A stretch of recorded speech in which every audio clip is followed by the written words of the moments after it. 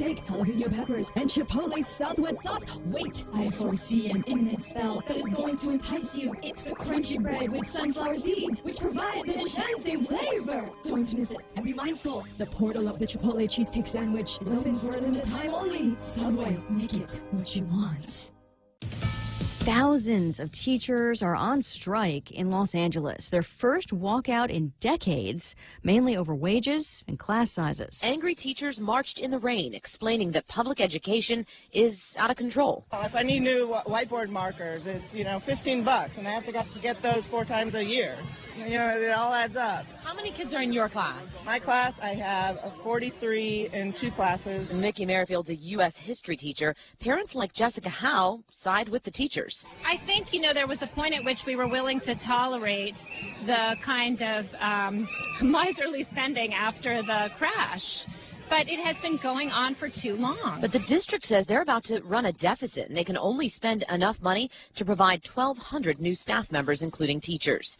In L.A., Jessica Rosenthal, Fox News. The district says schools are open during the strike with some form of instruction happening. The British Prime Minister makes what may be a final plea for support as her Brexit plan heads to Parliament. Lawmakers here are expected to vote tomorrow on the divorce deal Prime Minister Theresa May has negotiated with EU leaders in Brussels. No, it is not perfect, and yes, it is a compromise. But the deal is unpopular with lawmakers on all sides of the Brexit debate. But May saying if she loses, Britain's EU departure could be bumpy or may not happen at all. Over these next 24 hours, give this deal a second look. Opponents have a host of complaints, many arguing May's plan leaves the UK tethered to the EU. In London, Simon Owen, Fox News. The search for more suspects continues in suburban Salt Lake City after a mall shooting yesterday that sent panicked shoppers running and left 2 people wounded. At least 2 suspects are in custody. Police suspect that shooting was gang-related. I'm Lisa Brady, and this is Fox News. Security Title is honored to sponsor Ray Gibson on The Point. In 2019, we resolved to continue our mission of protecting and ensuring the land and homes of our beautiful island. Additionally, we resolved to maintain our vital connection to our families and our community. Protehi Itanomo, protect your land. When it comes to your family land, remember to call the professionals at Security Title, just like you call Ray Gibson in the morning. Valley Finance has been serving the people of Guam since 1959, and they'll continue to be there for you in the years to come. Whether you're looking to get a personal loan for that summer vacation or paying off those long overdue bills, Valley Finance has got you covered. Apply for a personal loan from $1,000 up to $3,500 by calling Valley Finance in Hagåtña at 475-4545, Upper Tuon 647-5626, or in Dededo 633-4473. Valley Finance has been serving the people of Guam since 1959. Chili's 3 for Me menu just got bigger. We're giving you more choices for the same great price. For just $15, you can get a beverage, salad, and an entree. First, choose from a refreshing Coca-Cola, iced tea, or Heineken on draft. Then enjoy a house salad and select your choice of a mouth-watering entree, like our half-rack ribs, Cajun chicken pasta, old-timer burger, personal chicken fajitas, or the flavorful margarita flatbread. So hurry in today and enjoy our Chili's 3 for Me menu for just $15. Available for a limited time. Chili's, more life happens here.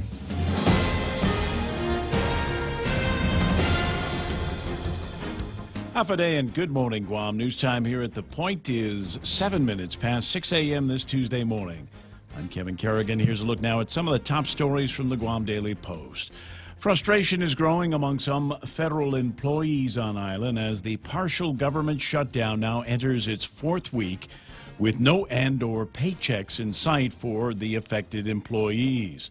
The shutdown entered its 23rd day yesterday. It is now the longest government shutdown in U.S. history. Guam air traffic controllers who work for the Federal Aviation Administration, security screeners employed by the Transportation Security Administration at the A.B. Wonpat International Airport, and the weather forecasters at the National Weather Service in Tizen are among the federal employees on Guam who have gone without pay. Cody James, the local president of the National Air Traffic Controllers Association, said all 25 controllers at the Guam Air Traffic Control Facility have been reporting to work, and safety has not been compromised, but he said we've got a lot of worried people. The National Weather Service office in Tiedzen, meanwhile, also feeling the pain. Forecaster Ken Clischulte, who is the local shop steward for the National Weather Service employees, told the Post that the shutdown is affecting morale very badly. We have a number of employees, he said, who are living paycheck to paycheck, and they're really hurting financially now, he said. Freshman Republican Senator James Moylan has introduced a bill that would gradually increase the gaming tax from 4% now to 14% by October 2021. Bill number 17-35 refers to what is called an assessment fee on income from gaming devices. The tax was established several years ago to provide a dedicated funding source for Guam Memorial Hospital. According to the senator's bill, financial statements from GMH show an average of $2.2 million was collected from the gaming tax in each fiscal year between 2015 and 2017. Raising the tax to 14% could generate close to $14 million annually. Because the amounts collected have varied widely from year to year, the measure also proposes putting monitoring devices on every gaming machine on island to accurately track usage and assess the correct tax. 70% of the funds raised by the increased gaming tax would be deposited into the GMH Healthcare Trust and Development Fund. 20% would supplement the Territorial Highway Fund, and the remaining 10% would be split evenly between the Guam Office of Veterans Affairs and a fund to help the homeless. We'll have more news after this. Cheers to 80 years. It's our 80th anniversary and the gifts are on us. 80 gift certificates, 8 shopping sprees, 8 staycations, and 1 round-trip flyaway for 2 to Manila. So how do you enter? Calvo's Insurance personal home and auto customers are automatically entered. Non-Calvo's customers may enter by receiving a qualified quote. It's our way of saying thank you for trusting us for the past 80 years. For more details, visit calvos.com/giveaway or call 472-6816. Calvo's Insurance, serving Guam for 80 years. Picture KFC's world-famous extra crispy chicken. Now, imagine it glistening in hot honey sauce. Just think about the crispy, sweet heat. Now, it's in your sights. Reach for it. Almost there. Oops, this is a KFC radio commercial. But you can make your picture a reality by getting a Hot Honey Tenders basket. Also available in Hot Honey Chicken Family Meals. KFC, it's finger-licking good. 10 minutes past 6 a.m. here at The Point. With the Archdiocese of Agana on the verge of formally filing for bankruptcy tomorrow, an amended lawsuit was filed in Superior Court yesterday against the Vatican in Rome. Attorney David Lujan filed the lawsuit on behalf of Mark Apparon, the nephew of former Archbishop Anthony Apparon. Mark Apparon has previously accused his uncle of sexually assaulting him. The amended complaint alleges that the Holy See knew or should have known of the rampant sexual abuse of minors on Guam by its employees, but they took no action and instead covered up the abuses. The lawsuit seeks $5 million in damages from the Vatican. However, it'll be tough to recover anything because the Foreign Sovereign Immunities Act generally protects a foreign government like the Vatican from legal action filed in a U.S. court. The Guam Department of Education and Guam Public Health are offering free tuberculosis testing for students and staff at Simon Sanchez High School. Some employees and students at the school may have been exposed to TB. According to a release from Guam DOE yesterday, an individual at the school has been diagnosed with an active case of tuberculosis. Public Health is requiring all individuals who may have come into contact with that infected person to get 2 TB skin tests for evaluation. Anyone who refuses to submit to the skin tests will be excluded from the school. For these stories and more, log on to postguam.com or pick up a copy of today's Guam Daily Post. Ray and Mike now take a look at weather. Let's see here. We've got this misty rain that's falling outside. I think that's going to stick around in the forecast for a little bit. Mostly cloudy and breezy with isolated showers. Winds out of the east about 10 to 20 miles an hour with daytime highs about 88 degrees and overnight lows of about 77 degrees. Sunset tonight at 6:12. Sunrise this morning and tomorrow about 6:47. There's a high risk of rip currents through late Saturday night. And watch out for those little blue bubbles, those man-o-wars that are are still on seemingly on both sides of the island right now. So be careful with when you hit the water. All right, now we cannot put on the radar imagery. It's just simply not available through our usual sources right now. So I need to find another source that I can stick on the screen. What do you suggest? I don't know of any other source. And you don't know either. No. Is it? You think that's shutdown related? You think like? No, I'm getting it for whatever. No, I'm not really sure what's going on with app. their website. Yeah, and the app gets it from them. So I'm not entirely sure what's going on there. The funny thing is in the mornings their website's messed up. If you check it later on this morning, closer to lunch, then it's working fine. Right. So I have no idea what's going on. It's like there's a guy that's got to go in there and throw in the new information. And, but he hadn't been paid in 2 weeks, right. so he's not really motivated to get in there and flip you that stick switch. that radar where the sunshine don't. Let's see now, 6:13, we can take a look at the satellite imagery, and as you can see on the thing, there is some blobbage down below trying to compete with that shear line that we've been messing around with for the last couple of days. Yeah, that's the thing, and that's what we're dealing with right now. Now, there's a little glitch in the satellite, but it's the part that you see now and going on that matters. And you can see the shear line pushing down from the north and moisture coming in from the south as part of what the remnants of what was a tropical depression is still being a thing. It's O1W Invest. It continues to just kind of hang around down there in the near equatorial trough, slowly drifting to the west. Forecast is for it to strengthen a little bit as it passes to our south over the next couple of days. As it does that, it'll help ramp up our winds a bit because we'll get in that pressure gradient thing that we've talked about in the past.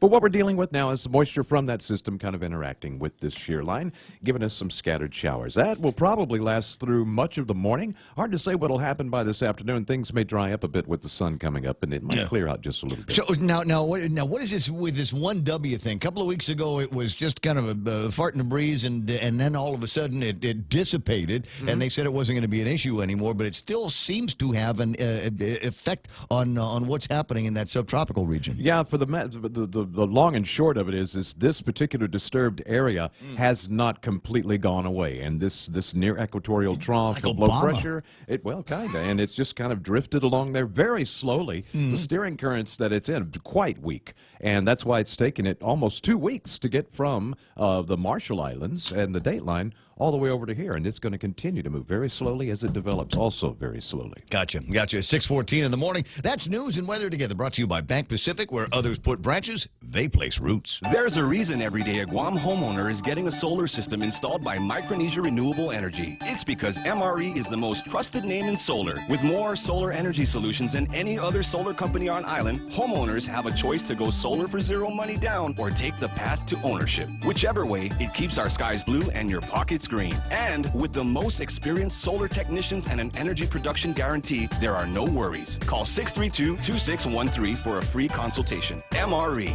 the smarter choice. I got you. The Ray Gibson Show brought to you by my friends over at King's Restaurant. Your friends, too. Decades worth of serving breakfast, lunch, and dinner in Tamuning and Harmon. Find them today. American President Lines is shipping the future. Micronesian Renewable Energy reminding you there's never been a better time to go solar, even on rainy mornings. And Guam Regional Medical City, the first choice for your specialty care needs.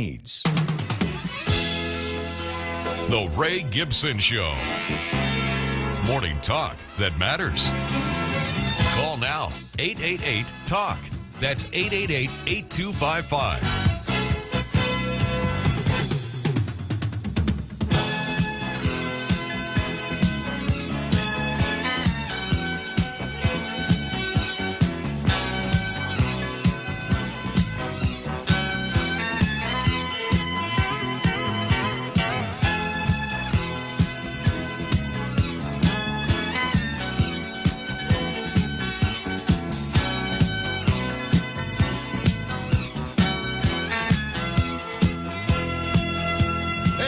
After 6 o'clock in the morning, welcome to the Ray Gibson Show on 93.3 The Point. My name is Ray Gibson. Mike sided with the amazing Kevin Kerrigan from the Guam Daily Post. He's going to keep us up to speed on all of the big stories today, all the stuff that we need to be anxious about. We need to be concerned about. It has an effect. It has an impact on our lives. And maybe you were sitting around wondering, well, get this federal shutdown thingy, and is it actually affecting my life? Well, it's if you try to get to a park, maybe you're trying to call up some data on a National Weather Service site. Maybe you're trying to get through a line over at the airport. Now I don't travel this time of year. I learned my lesson years ago. I went to a trade thing in February and it was in Dallas or someplace, and I just had the hardest time getting home. And it's because of the weather. So because everywhere you go, you're going to get sucked in somewhere because of snow or ice or drunk pilots or something somewhere, right? So I swore off traveling in this time of year, and I'm kind of glad now that I did. There are a couple of places where I'd like to go. There's Cody saying what? There are some places where I'd like to go, but given the nature of the shutdown, so that, right here off the top, first thing I'd like to say is to the men and women of the Park Service and the TSA and the National Weather Service, and especially the FAA. Thanks for going to work. Really appreciate it, and thanks for doing what you do. I know it feels like there's no end in sight, but there are a number of people that recognize that you guys are going through kind of a rough patch here. We got a couple of banks here. I want to say Bank of Guam and First Hawaiian Bank, and they've got a couple of programs that might be able to help you out and see you through this near-term deal. And I know the guys over at Take Care. So if you're federal and you're insured with Take Care, we're going to be talking with Greg Karabrock a little bit later on to find out how what their deals are going to be with federal employees that are under their health care program. So I think there's a lot of people that recognize what you're doing. So if you know somebody that has got a federal used to be you get that federal job and that was like winning the lottery. Yeah, but what's worse about this is they are stuck in no man's land. Yeah. If you don't pay me, Ray, then I have the choice of going and finding another job because you're not the government. I mean, and I can find another job doing what I do here. These guys are very highly specialized in what they do. I have no idea. But they're very highly specialized in what they do, and there's not many places they can do what they do, so they have to stick it out. They can't, they can't just go work at Home Depot.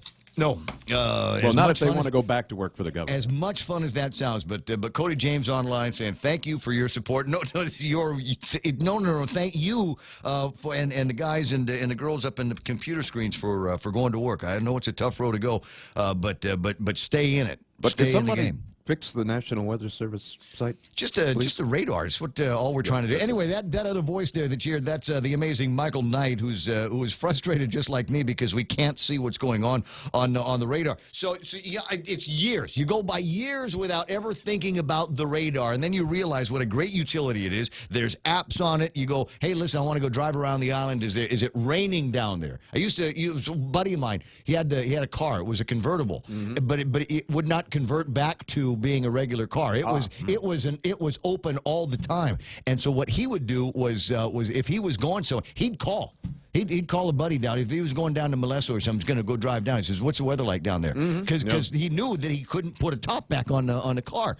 And you don't need to do that anymore. We got access to radar, so you can see what the near-term forecast is. You can see what's coming in and the speed that all of the wind is blowing and all. And you go, all of a sudden, when it's not there, you go, Yeah, no, and why is that? Yeah, because the information that I share in the mornings here. Look, I'm not a meteorologist, and I tell everybody this. I get it from the Weather Service, and then I translate that to something that's a little more easily digestible for us here on the show. But without getting that information, it's real difficult for me to tell you what's going on out there because I'm not a scientist. I'm not a meteorologist, and my knowledge only goes so far. Yeah. I can look at the pretty pictures and tell you how things are moving, and sometimes I can tell you why. Well, and that's all we can ask for here. 6:21 in the morning. Lots and lots of stuff to talk about. Besides all of that, a bunch of stuff left over from yesterday that I never got around to, and an opportunity. I got Jimmy Moylan, who's just he's just a bill making factory, isn't he? We'll talk with him a little bit later on in the morning. He's got 3 new bills that he has submitted to his brothers and sisters over at the legislature, and so we'll take some of those things apart as best as we possibly can. Although I will express a concern that he wants eliminating some taxes on one side, on some of the earlier bills. And what he's doing is he is augmenting a sin tax. He's going after the gaming taxes.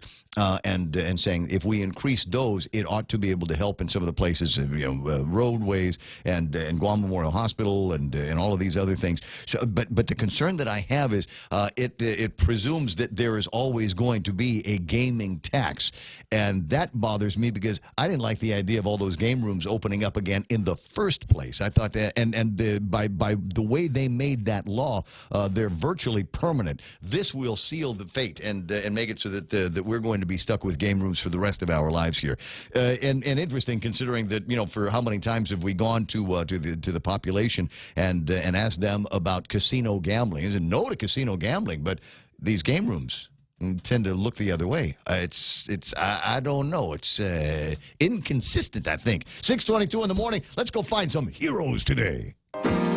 Sometimes you want to go where everybody knows your name, and they're always glad you came.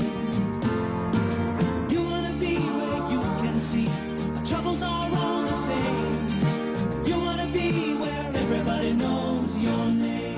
And around here, I think everybody knows who everybody else is. We gotta have a get together. We gotta have a real life meet. What do they call that's what on the internet, right? A real life meet. We get a chance to. Yeah, well, we could call it a mixer because we're cool. Like that. We're older. Just hang. It's Ismail is there. I see Mark Cruz, Nick Perlosky doing the hoik. Lynn Vince, Borja Polino. See, now what would be perfect is if we did this on Roots on Saturday night. Roots up in Mighty on Saturday night. We'll do a little get together there because in addition to being able to meet each other in real life and stuff, we can hear Lynn and her sister sing in the band that plays at Roots on Nice. Saturday night. Nice. Yeah, so, I'm always thinking, always got something going on in the noggin. Juanita Machi is there. Dwayne Santos says, good morning, Guahan. Ted Lewis says, good morning, Ramon. John St. Nicholas, good morning, all. It's raining, so drive carefully.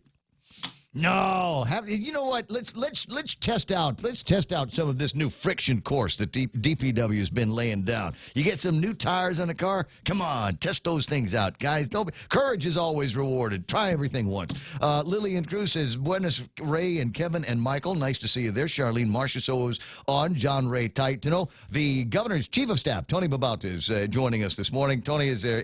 If you haven't reached out, I know that there's always a couple of things that concern you, maybe some advice that you need from somebody like me for this new governor and lieutenant governor. You just let me know anytime you need some help, Tony. I'm a WhatsApp away. You know what I like about the new governor? What's that? I actually can call her on her phone, and she will answer and talk to me. Yeah. No offense to former Governor Calvo, but there were just too many. There were too many layers of stuff in between me and Governor Calvo. But you can never get him on the phone. What do you want to talk to Lou about? Oh, all kinds of things. Yeah, like cooking? Yeah, Dancing? Nursing?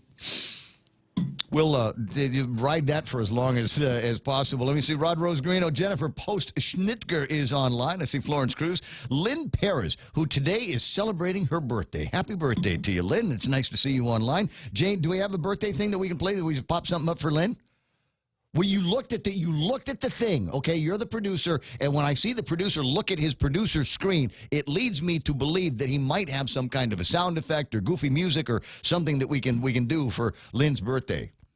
Oh, see, now I'm sweating here. I'll bet Lynn's sweating. She has no idea what it is that you're going to be calling up. At this point, I don't either. I've got 150 files in this one thing. I think I got to categorize my things better. Filter, I don't know. Anyway, let me go on. Let me know when you found something. Bert Duarte is there. Rico Blancaflor saying, good morning, Ray and Guam. Doris Mendiola. Bob Lizama. Bob Ellsworth. Wishing us a morning. Happy Henry Gonzalez is out there. Flo Cruz, cousin Tommy Barcinas. Bob Ellsworth with an interesting point based on a Kevin Kerrigan news story. If you are a student at Simon Sanchez High School, you have to take the test, otherwise they won't let you back in school. That's the story, right, Kev? Those that have been identified. What's that? Those that have been identified as exposed. Yeah. So not exposed. everybody. It's not mandatory for everybody. It's those that have been identified. It's mandatory for them. Okay, so if I've been identified and I don't take the test, then you're out. I'm out. You're right. But in another school, you got a student that was making threats against students and staff and teachers, and they let him back in, right? Interesting point. Huh? It is. Yeah. Thanks, Bob. I appreciate you. Excluded from school for not taking a TB test, but we can't exclude a student for making threats. Makes perfect sense. Hey, Bob, welcome to Guam. Nita Moftis is there with her Valentine's eyes. Always nice to see Cody James and Carl Pangilinan. That's Carl with a K. Mingo Ree, Carm Leon Guerrero, Luke S. N. Angel. says, it's about time somebody paid attention to my suggestion about how the Weather Channel people try to show where is Guam on the satellite map location. Good job, weatherman. You earned your money this week. No, Angel, that wasn't the weatherman. That was me. I did that. I'm the guy that's in charge of what it says on the cameras and where we got the Dr. Yang thing and a security title thing.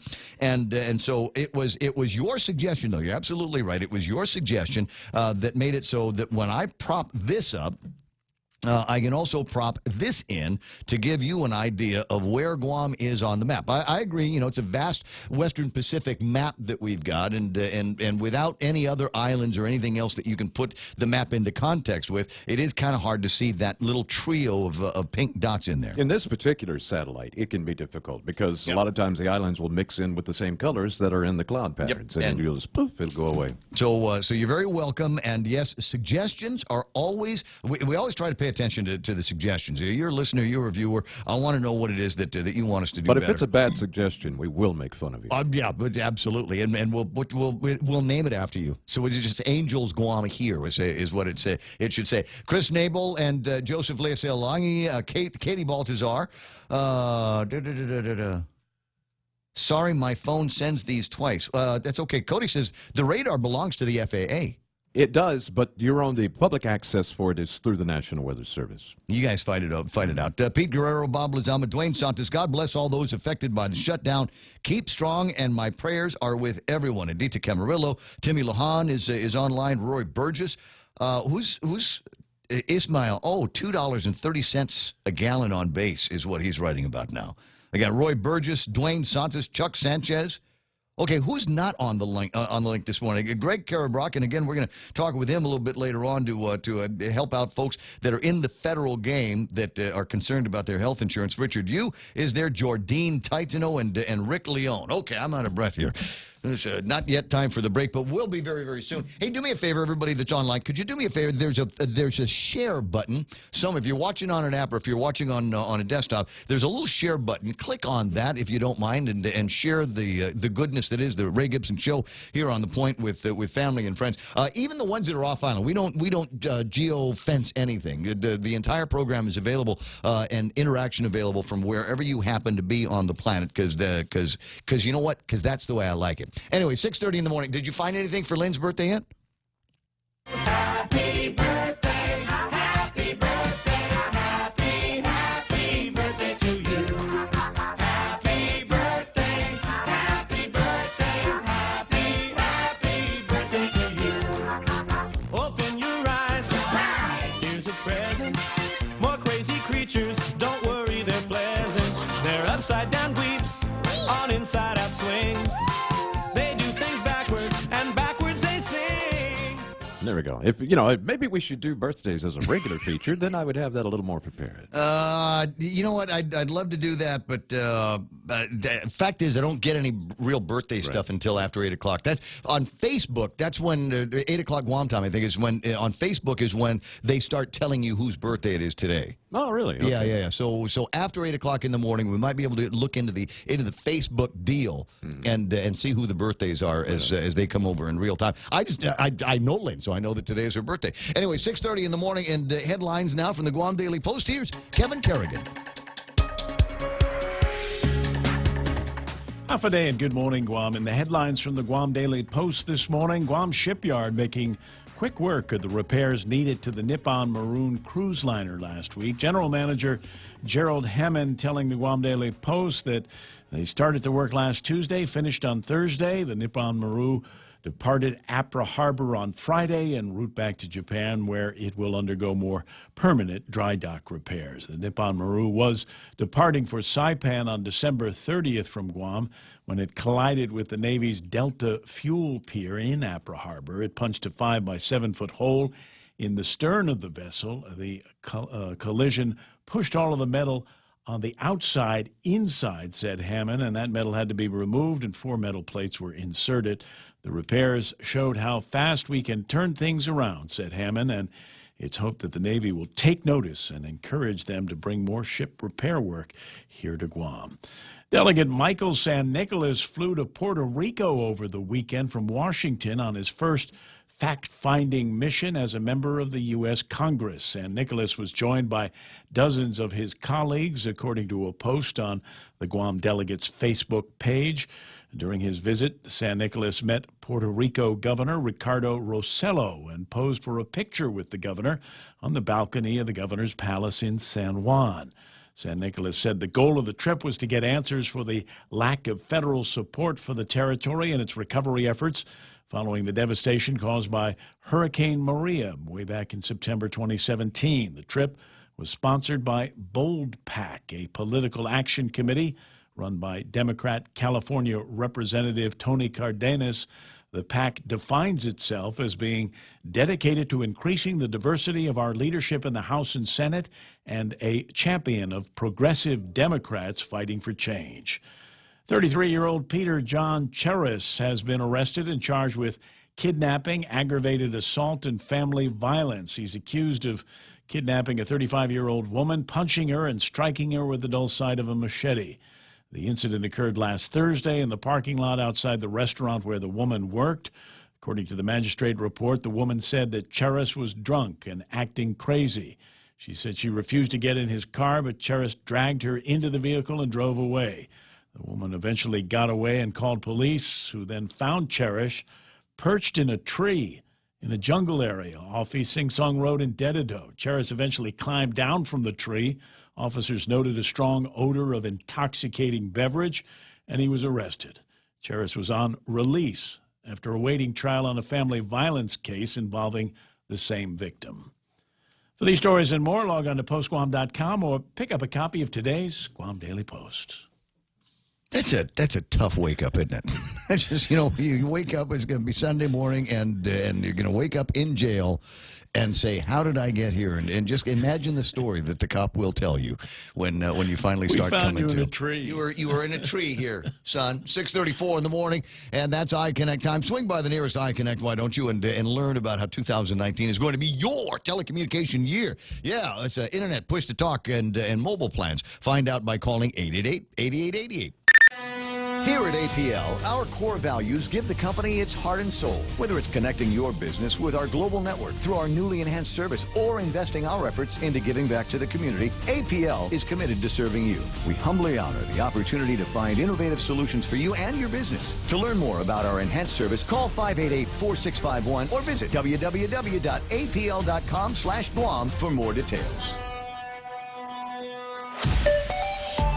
Traffic Gizmo, is there something working here right now? No, not that I can see. You might see a couple of spots on Route 15, oddly enough, that are starting to build up around the headwaters of the Paget Trail around there.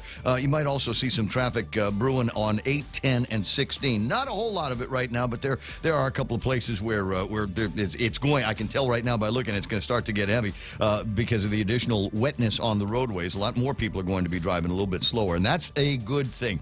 Looking on Marine Corps Drive, don't see too much happening on that. Southbound traffic seems to be moving all right, and northbound traffic working as well. Don't see a whole lot of places that are going to slow you down too much, but then it's still early. 6:35 right now. Traffic on the point.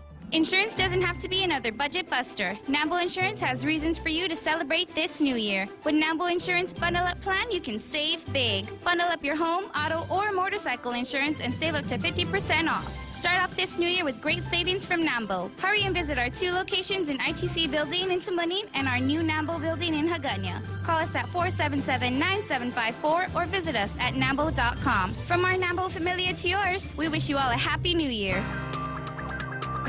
Rediscover Talk Radio here. Your FM News Talk Superstation. This is The Point.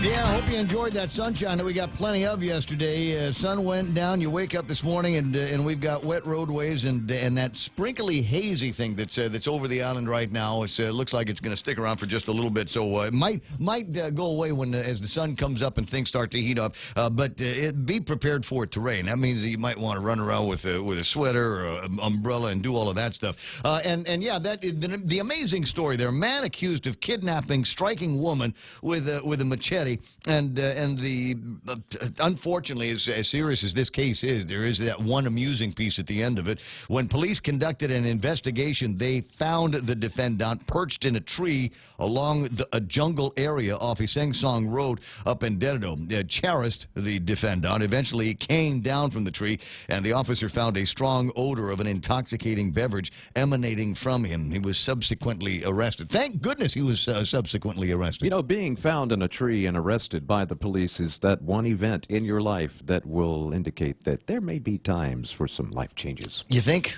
So, but he's already had the opportunity. The defendant is on release while he's awaiting a trial on a family violence case against the same woman. Yeah. So he didn't get it the first time. He didn't realize what he had there in that come to Jesus moment when they said, "We'll let you out. Try not to screw up anymore." Maybe he absolutely couldn't. Maybe this time he got into the tree and then he bonded with the tree and nature and found a quieter, more relaxed. Didn't they find that hiker down south, that guy that was lost for a couple of days? Didn't they find him in a tree too? Do you remember, Kev? Yeah. You don't remember, or they didn't? Remember. Okay. Yeah. It's just a while ago. It's just not like yesterday. All right. Well, you don't remember either, do you? No, that's why I'm asking.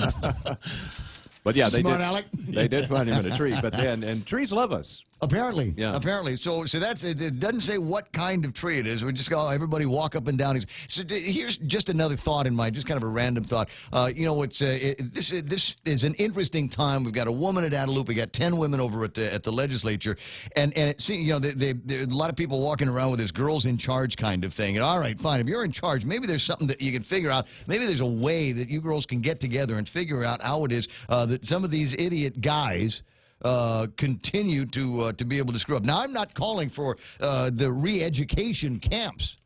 I'm not suggesting anything like that, but maybe there's more that some of the women around here in power can do to get people, how do I want to say this, in touch, I suppose, with authority. The things that he is accused of doing here, smacking her on the back of with the flat side of a machete, bruising, swelling, cuts on the right arm and her back. Real people shouldn't be doing this kind of thing, and if they do, they shouldn't be allowed to get away with it. So I don't know. You girls get together and have a conference or something like that on what it is that we're going to be doing with them. A couple of other stories that irking me as I'm going through the newspaper this morning. Woman charged with selling meth near a school has been released. Huh? This is one of those WTF moments where you scratch your head and say, what is it could they possibly be thinking? It's already a drug dealer that they have arrested and busted selling meth near a school. Oh, we'll let this one go. We'll put her on probation. That's what we'll do. And the line from one of the guys, one of the legals on the case says, if she messed up, she would be facing severe repercussions from federal court. Like that's going to scare her into being straight here. The defendant had her pretrial release revoked in October last year after testing positive for meth and failing to report to probation. She'd already been given a chance. They already gave her a chance. She got one, and she blew that one, and now they're hoping that she is more afraid of the federal court than she is in the local courts.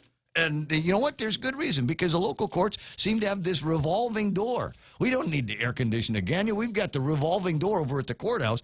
Just keeps letting people go, including a guy who has already been busted and criminal sexual conduct now led to another case involving a 15-year-old girl he was having the, quote, tickling game with. The court documents added the defendant appears to be on probation in another criminal case when he committed this offense. So we're just letting people go so that they can go and sin some more and then come back, tell another story to the nice lady in the black robe at the court, and she'll let them go again. Funny times we live in. Funny times. And we expect everybody else to follow the law. 19 away from the top of the hour. 888-255-8888-TALK. And I'm thinking we need to have some kind of a theme when I go to my Uncle Robert because it just, I feel like I should have some kind of a way that I can stage a few minutes with, and maybe that's what we'll call it. It's a few minutes with Uncle Robert. Hey, Uncle Robert. Hey. How you doing there? Good morning, Ray. It's always good to hear your voice. Well, it's always nice to hear your voice. Last surviving oldest relative of mine, and so I want to make sure that I get a chance to talk to you on a regular basis. Okay, great. Well, I'll have to check out some of my older relatives too. Well, it's true. Shelley and I are virtual orphans now, and so you're all right. You're it. That's Well, yeah. Auntie Annie. Well, yeah, you know what? That's right. There is still Auntie Annie, but I don't like the bugger. She got enough kids. That's right. to worry about. Hey, a couple of things that I wanted to get your thoughts on. Some of it I saw in the editorial over the weekend about cockfighting, and you've pronounced that dead on arrival. Nothing can be done, huh? Well, I the chances are very, very slim, and so the issue for me was just trying to figure out. I was a little bemused at all the female leaders' attention to this issue, as if they were, actually going to cockfights. And I've been to about 10 cockfights in my life, and it's interesting, but it certainly is a bloody sport, and I appreciate the fact that there's a lot of fans and that there's a lot of emotion attached to it. And and framed as a tradition, and of course, it is an element of our political status, somewhat, that they can make this law and pass it with or without our consent, and even without our consultation. Mm-hmm. And that's aggravating. But if there's so many things that the federal government does in this manner. And I'm thinking, is cockfighting the one that we want to really struggle with? Or do we want to, deal with something like the Endangered Species Act and the ban on catching sea turtles, mm-hmm. which is also a very strong cultural tradition. So, but the notion that I always kind of find it curious why reporters don't ask this question. When someone says, I'm really for cockfighting, have you been to a cockfight? Have you ever been to a cockfight? Have you ever seen what goes on? Do you know the dynamics of it? Only at the movies. I've only seen cockfights in the movies. I'd been by, many. I did, backyard stuff with the guys, right? But never with the blades. I've never seen it with the blades. But why don't the reporters ask the leaders that question? That's my issue is, I can't imagine someone taking a really strong stand on cockfighting and then ask the follow-up question, have you ever been to a cockfight? Mm-hmm. And what do you know what you're defending? Right. And, so after that column, and my greatest fear now is to run into a Father Duenas graduate who's a big cockfighting aficionado. The guys aren't still mad at you about that, are they? Oh, I don't know. In a teasing way. Oh, right. Well, the cockfighting thing, as you point out, is interesting, and I think the other point of bemusement in your editorial was that there were people that were having a hard time pinpointing where cockfighting actually entered our culture. That's right, and it's pretty obvious, and it came from the Philippines, and in fact, the Philippines exported cockfighting to much of the Hispanic world, and so that's pretty obvious. And the terms that are associated with it are all mostly Spanish in origin, although some are Tagalog in origin, like talonan, which is you're dead. And so all of these terms were used in the context of political speech for decades, and that's going to go by the wayside because now your rooster Havigadzumu and your rooster's dead, mm-hmm. and all that colorful speech is going to end, and I think that's a greater loss. is not being able to refer to somebody when they say, Raymond, Robert is your Gudzu, right? The answer is always going to be yes. Robert is my Gudzu. He is my big cock in the fight. Is how that translates. And so if I'm unable to say, I'll have to find another way to say that. Now in this now that we've changed out the leadership of genders around here, what then would be the appropriate way to do that?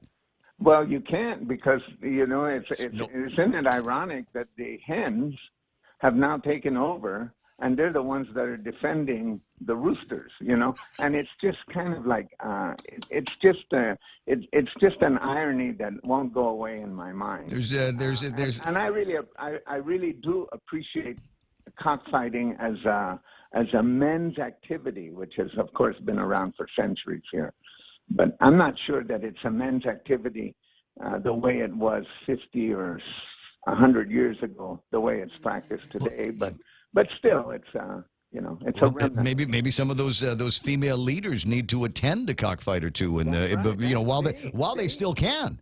While they still can, they should demonstrate their support for it by going to the cockpit and saying, "I'm for cockfighting." Look at the T-shirts. I'm for cockfighting. I was against it, but now that Uncle Sam has ticked me off, I'm for it. That's right. And because in the context of what we're talking about, maybe that's all there is to it in the controversy. We don't really care about cockfighting. We're just mad that Uncle Sam made us take it away. Yeah, I think there's some, and it's a legitimate anger. But for me, I'm thinking you can be angry with Uncle Sam for so many things. Is this the item that you want to really hang your hat on? Break our back on, right? 6:47 in the morning. There's that very. You also pronounced the Mike St. Nicholas's SSI endeavor as dead on arrival as well. Well, that's a long haul, and of course, you know, I had this conversation with Congressman St. Nicholas while he was running, and I told him, I said, you know, I really admire you for this, but it's going to take 1 or 2 or 3 terms because there's just a lot of issues to be concerned about, including whether Puerto Rico is going to become eligible for SSI, which is, you know, now you're talking about billions of dollars of expenditure, and that may make a difference. Mm-hmm. Well, it's a good thing he's meeting with the folks in Puerto Rico now. Although I think he's about to get tarnished, colored with the same brush that the conservative press is painting as this being some kind of junket. While the federal shutdown looms and Cody James and his friends over at the FAA continue to go and land airplanes basically for free, we've got all these Democrat senators enjoying the beach and the hospitality of San Juan.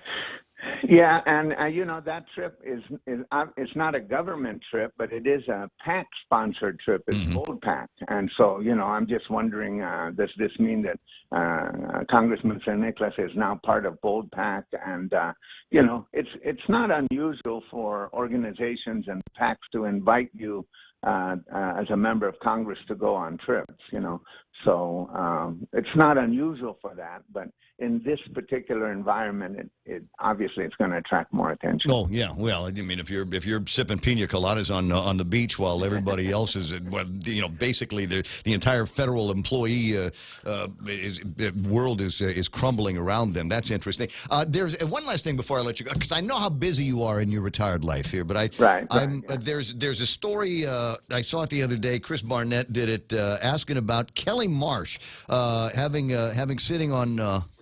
What is the commission that she's on? The Commission on Decolonization. There it is, self-determination. Yeah. What are your thoughts on that? I mean, knowing who Dr. Kelly Marsh is, and a little bit of her background is, you know, does her background, Underwood, Gibson, Hemsing, does that automatically eliminate her from consideration on the topic of self-determination, Mr. Underwood? Do you want me to say that the tomorrow way? Underwood? It doesn't eliminate her, but again, it's one of those ironies, you know, that when you're in elected office, is that what you want to hang your hat on? So that's a decision for Kelly Marsh, because that's going to follow her around for however long she's in political office. Yeah, it's like Elizabeth Warren. Mm-hmm. So this is going to follow her, and of course, I'm sure, you know, I know Kelly, so her sentiments are strong and they're very supportive. But is that what you want to hang your hat on? And, you know, there's just not going to be, it's a political risk for her. Yeah. And, you know, Chris Barnett was very clever in his treatment of that issue. And he did find someone to say, no, she shouldn't, because technically, I think the law says that in order to sit on the commission, now the legislature can have her have oversight, but in order to sit on the commission, you have to be eligible to vote. And so, you know, she's not eligible. But of course, Ray, you're eligible. I am. I'm eligible. Mhm. That's right. Yeah, so that's pretty clear in my mind. So there is a little bit of difference between Gibson and Underwood and Marsh. Yeah, but didn't she marry a Taitanu? Yeah, but marriage is not. It didn't help you. It doesn't count. Yeah, it doesn't So I see where the horns of the dilemma might be for, and it is possible that there might be people that say, you know what, Kelly ought to just stay there because you are supportive. You are somebody that is behind self-determination, the question for the people of Guam. You actually should be there. But the problem is, despite the fact that many people have done that before and not gotten anything done, if she doesn't get us to a plebiscite in 2 years, she's failed. Don't let the white people do it; they'll fail you. Yeah. Well, anyway, she's courageous to take it on, but you know, and it's gonna follow her around. So I don't know that it's all that good an idea. Yeah, I don't know what's going to happen next on that. I'm sure there'll be another interesting shoe to drop somewhere, and when it does, I'll call you. All right, way to go, Ray. All right, Uncle Robert. I'll see you pretty soon. 6:52 in the morning, and there it is. Just every once in a while, I need to get my head straight. There's so many things out there, and I try to be one of those guys. You know, they taught me a long time ago that the true sign of a man or woman's intelligence is to be able to see both sides of an issue and be able to understand both of them without having to gravitate towards one or the other. But every once in a while, there's a third side. There's another way that you can look at things, and when I need to find out what that third side is, you get Uncle Robert on the telephone, and like I said, he'll straighten you out. If for no other reason, it's fun to talk to my uncle. That's all there is to it. 6:53 in the morning, and there's a few other stories that I think are going to be fun to talk about and mess around with. I have in my hand legislation from my very close, and I'll this is revealed, right? Everybody knows Jimmy Moylan's my buddy, and we've been knocking around together since we were 11, 12 years old, and I'm delighted that he is over at the legislature. Delighted that one of the first things the guy wanted to do was to roll back that insane increase in the business privilege tax. I say it's insane because I never believed that we were in the midst of some kind of a fiscal crisis to begin with, and it was proved to me time and time again, over and over again, by actions and additional spend that the government of Guam continued to take after they started taking more money from my pocket. And it ought to anger you because there's another story in the front page of the PDN today. Consumer prices are ridiculous on Guam. Overall price of goods at the end of 2018 increased 2.3%. And some of that has to do with the fact that there's additional money being taken out on each of the transactions to support the government of Guam. So I'm going, what crisis? What crisis? Put that thing back. Now, the problem is that the government of Guam is going to get used to that money. Well, there's two problems. Number one, the government of Guam is going to get used to that money. And number two, the retail geniuses that we've got around here, frankly, have said, well, if they pay $4.50 for it, then they'll continue to pay $4.50 for it. I don't need to roll it back to $4. Because it just is. So that's what's going to happen. But he says, I'll put the money back in by increasing the gaming tax. So we'll talk to him about that in just a little bit. 6:55, got enough time to bring in my other very close, very dear personal friend, Arlene Steffi on the line. We're trying to get a hold of you in the last couple of days to talk about Vic April being the next in your speakers campaign. Yes. Well, thank you very much for trying to reach out. I've just been on a deadline, so I'm sleeping at odd hours of the day. Yeah. That's not good for you. I know. They said, doctors said, Arlene, no more after midnight things. But how do you do it when you have work? You got to get done. I don't know. I'll ask virtually every teacher that I know. That have gone back to school and have now no more social life because they, it's like teach, go home, train, grades, answer, papers, grading papers, and all of that stuff. So I don't know how they do it. So I don't know how you do it. But anyway, so Vic April, the Consul General of Palau, is going to be the next in your speaker series. He's going to speak tonight. I'm really excited about this one. Vic April is one of the first Micronesian program students to graduate from the University of Guam, and he's also the first archaeologist for Palau. So it's something that's following Ancito Walters, who spoke in November about the adaptation of the Chuukese people and their migration to Guam. So when I was listening to him, it just dawned on me, we need to get Vic up here because Vic came here, Ray, in the early 60s or 70s to go to school, and at the university. Mm-hmm. And it was very interesting because I don't know if you remember, you're probably too young to remember, but there was a lot of tension when any group comes and migrates. We're still feeling that in a bigger sense today. But I grew up in Tamuning, and that whole village was my, stomping ground. Mm-hmm. We used to walk up to the Gibson area, etc. But next to my grandmother's house were lines of Quonset huts along the beach there, where a lot of the Palauan families rented. They sometimes double rented. Half of it would be one family, the other half another family. Those giant Quonset huts. Do you remember that? Yes, vividly. Over my dad used to, when he was living on the Sleepy Lagoon area. Virtually all of his neighbors were Palauan. Yes, and so were ours. So I didn't know the difference. I didn't know there was a difference between them, because you have to remember that my family, my grandfather was born in Palau, so I always heard the accent when they spoke, English or Chamorro. So it wasn't anything new. I couldn't tell physically that there was anything different.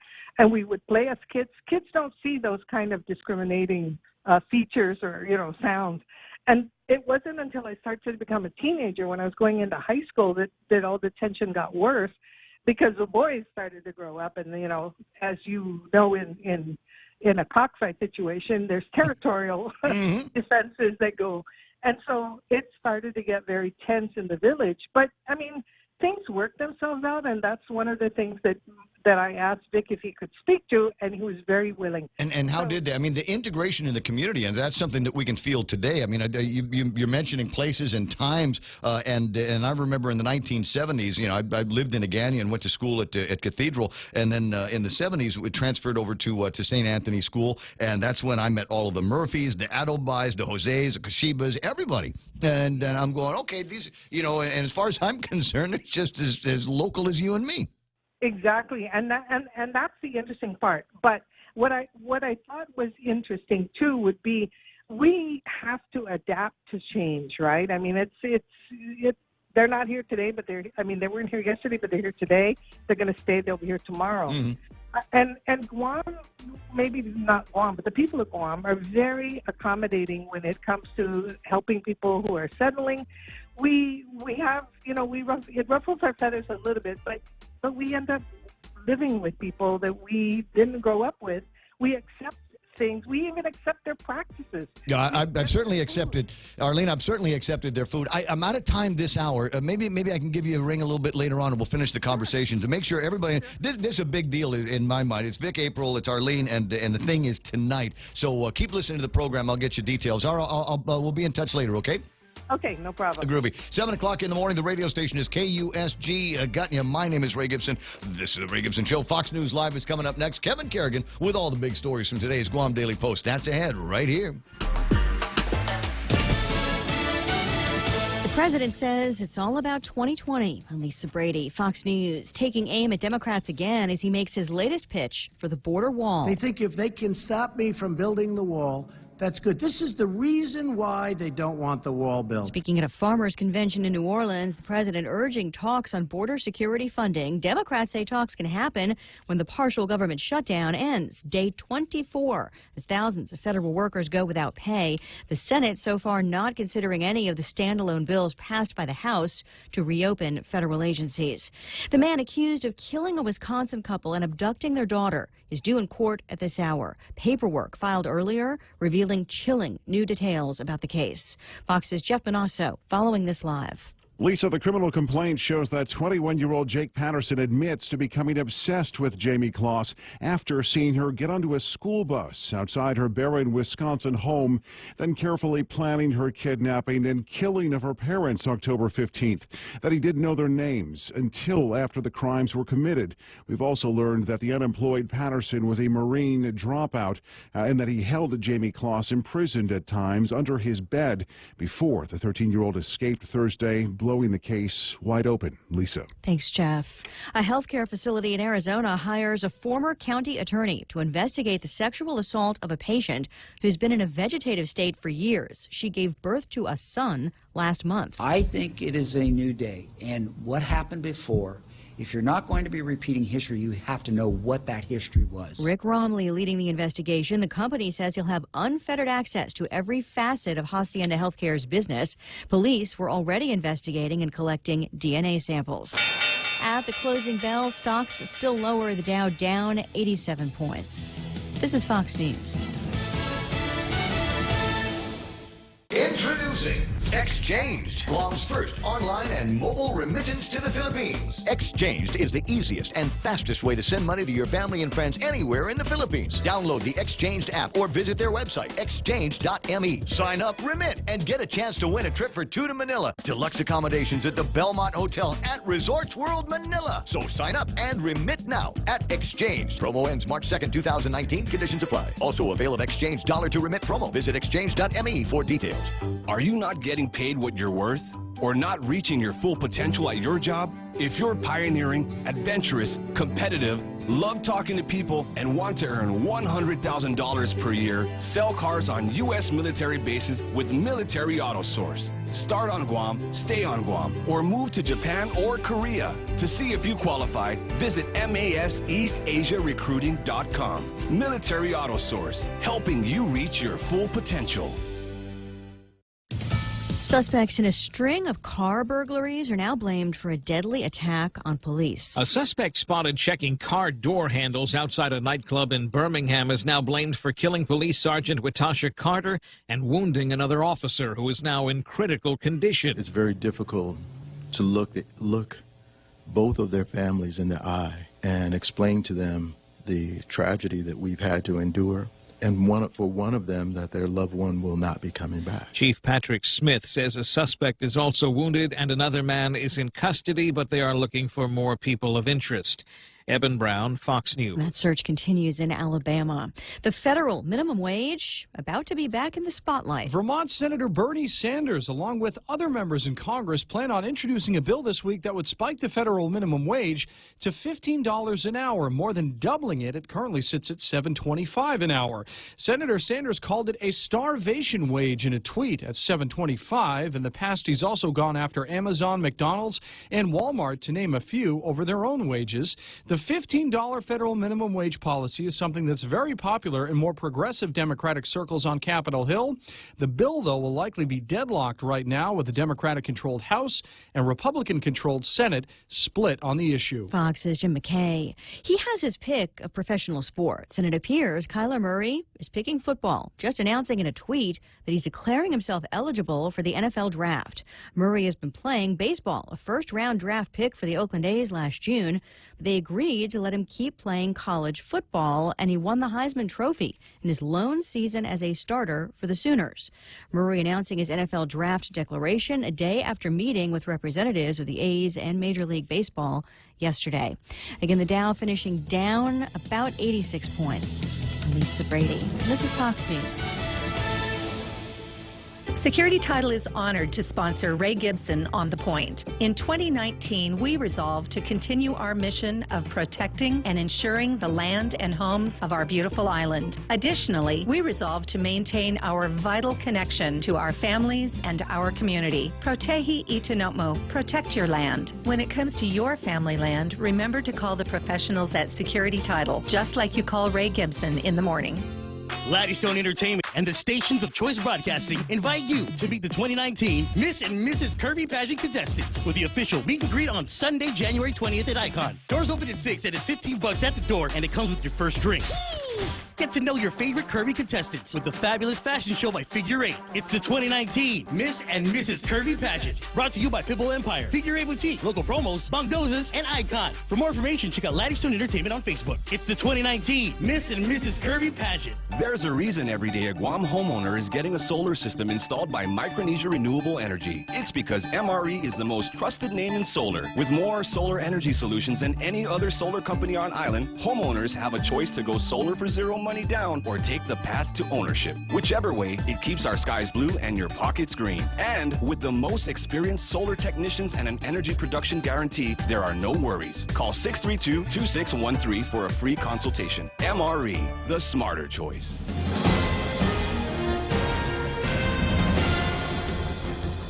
Half a day and good morning, Guam. News time here at The Point is 7 minutes past 7 a.m. this Tuesday morning. I'm Kevin Kerrigan. Here's a look now at some of the top stories from the Guam Daily Post. Freshman Republican Senator James Moylan has introduced a bill that would gradually increase the gaming tax from 4% now to 14% by October 2021. The tax was established several years ago to provide some funding for Guam Memorial Hospital. According to the senator's bill, financial statements from GMH show an average of $2.2 million was collected from the gaming tax for GMH in each fiscal year between 2015 and 2017. Raising the tax to 14% could generate close to $14 million annually. And because the amounts collected have varied widely from year to year, Moylan's measure also proposes putting a monitoring device on gaming machines across the island to accurately track usage and assess the correct tax. 70% of the funds raised by the increased gaming tax, he proposes, would be deposited into the GMHA Health Care Trust and Development Fund. 20% would supplement the Territorial Highway Fund, and the remaining 10% would be split evenly between the Guam Office of Veterans Affairs and a fund to help the homeless. As of yesterday, 19 new bills had been introduced into the 35th Guam legislature, which was sworn in only a week ago. 7 of those bills have been introduced by Moylan more than any other senator. Frustration is growing among some federal employees on island as the partial government shutdown now enters its 4th week with no end or paycheck in sight for the affected employees. The shutdown entered its 23rd day yesterday. It is now the longest government shutdown in U.S. history. Guam air traffic controllers who work for the FAA, security screeners employed by the TSA at the International Airport on island, and the weather forecasters at the National Weather Service in Tidzin are among the federal employees who went without a paycheck last Friday. Cody James, the local president of the National Air Traffic Controllers Association, told the Post yesterday that all 25 controllers on island have been reporting to work and safety has not been compromised, but he said, "We've got a lot of worried people." The National Weather Service office in Tidzin, meanwhile, is also feeling the pain. Forecaster Ken Clischulte, who is the local shop steward for the National Weather Service employees, told the Post the shutdown is affecting morale very badly. We have a number of employees who are living paycheck to paycheck, and they're really hurting financially, he said. We'll have more news after this.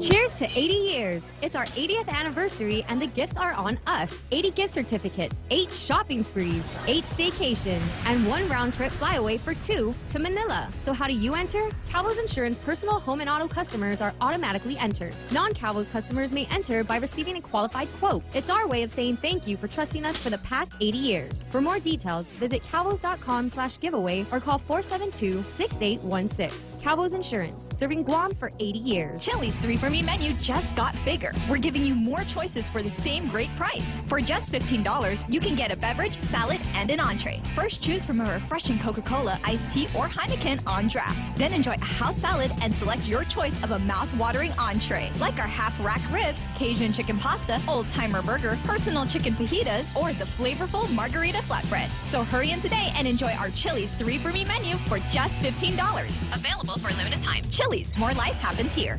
10 minutes past 7 a.m. here at The Point. Delegate Michael San Nicolas flew to Puerto Rico over the weekend from Washington on his first fact-finding mission as a member of the U.S. Congress. San Nicolas was joined by dozens of his colleagues, according to a post on the Guam delegate's Facebook page. During his visit, San Nicolas met Puerto Rico Governor Ricardo Rossello and posed for a picture with him on the balcony of the governor's palace in San Juan. San Nicolas said the goal of his trip to Puerto Rico was to get answers for the lack of federal support for the territory and its recovery efforts following the devastation caused by Hurricane Maria in September 2017. The trip was sponsored by Bold PAC, a political action committee run by Democrat California Representative Tony Cardenas. The PAC defines itself as being dedicated to increasing the diversity of our leadership in both the House and Senate and a champion of progressive Democrats fighting for a change. 33-year-old Peter John Cherist has been arrested and charged with kidnapping, aggravated assault, and family violence. He's accused of kidnapping a 35-year-old woman known to him, punching her and striking her with the dull side of a machete. The incident occurred last Thursday in the parking lot outside the restaurant where the woman works. According to the magistrate complaint, the woman said that Cherist was drunk and acting crazy. She said she refused to get in the car, but Cherist dragged her into the vehicle and drove away. The woman eventually got away and called police, who then found Cherist perched in a tree in a jungle area off East Sengsong Road in Dededo. Cherist eventually climbed down from the tree. Officers noted a strong smell of intoxicating beverage, and he was arrested. Cherist was already on release after awaiting trial on a family violence case involving the same woman. For these stories and more, log on to postguam.com or pick up a copy of today's Guam Daily Post. Ray and Mike now with a look at weather. Clearly, some people just need to have the capacity to see when somebody is dangerous to themselves and the community and keep them behind bars. Mostly cloudy and breezy with isolated showers. Winds from the east at 10 to 20 miles an hour. Expected highs today, 88 degrees. Overnight low should be 77 degrees. We'll watch the sunrise tomorrow morning at 6:47. You and I holding hands at sunset at 6:12 tonight. Sorry, was it a little bit too much there? A little bit, yeah. Okay, it's a little spooky. Sorry, didn't mean that. All right. Was a little creepy. All right, so Angel likes it when we put the arrows that show you where Guam is on the map. So there you go, ladies and gentlemen. There's the map of the Western Pacific, and you can see Blobage down to the southeast of us. Anything going on there? Yeah, we've got a tropical disturbance 01W, formerly a tropical depression sometime back, that's just kind of stuck around down there in the near equatorial trough, which is where that's supposed to be this time of year. And we've had so much dry air move in. If you remember late last week, we had like two areas of blobage. And this one was farther to the east, and then we had another area down to our southwest. That one to our southwest, it went away because if you can see on the picture here, you can see this northeast flow. A lot of dry air moved in there and just wiped it out. And this one has been having that same issue. A lot of dry air has been coming in, so it just has not been able to develop. It's been trying. If this were July, this thing would have been a storm and already been past us, but not this time. So we're dealing with some of the moisture up on the very northern fringes of it, and that's interacting actually with a shear line that just moved in overnight. Got another shear line pushing through, that's what's happening this time of year. So that will continue to cause rainy skies for us, at least through the morning hours today. We'll have to see how that goes as far as later on this afternoon. If the moisture continues to feed in from this tropical disturbance, then we could see some fairly rainy conditions for the next 2 or 3 days. We'll just have to kind of take a look and see what's going on. It's not raining right now. Nope.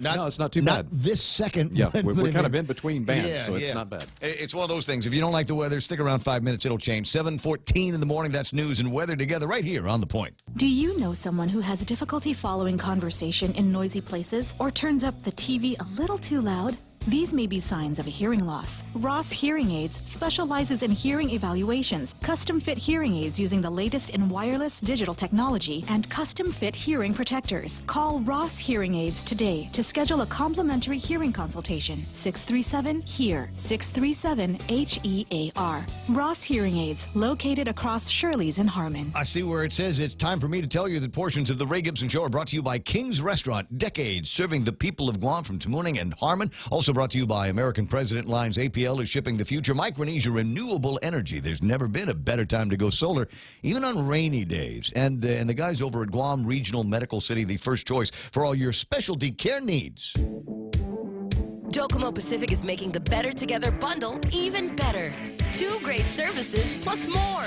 Get unlimited local calls, SMS, and 20 gigs of data, plus unlimited home internet for $109 a month. Sign up today and get free installation and choose between a free Galaxy S8, S8 Plus, or $100 off select devices. Mobile plus online from Docomo Pacific. Better together. Some conditions apply. See store for details. Portions of the Ray Gibson Show also brought to you by the guys over at Wendy's. Now, they keep track of things. They know what among our favorite burgers are. They say, Guam and America, favorite burger is the Junior Bacon Cheeseburger, and they want to say thank you for loving it up so much. And by way of saying thank you, they've made it bigger. Double the beef, double the bacon, and that's a $5 burger right there. But you know what? In addition to the burger, they're going to throw in nuggets and fries and a drink. So you get an entire meal over at Wendy's for only $5. It's the Giant Junior Bacon Cheeseburger for a limited time at Wendy's. The Coconut Wireless is back. The Ray Gibson Show. Call now, 888-TALK. That's 888-8255.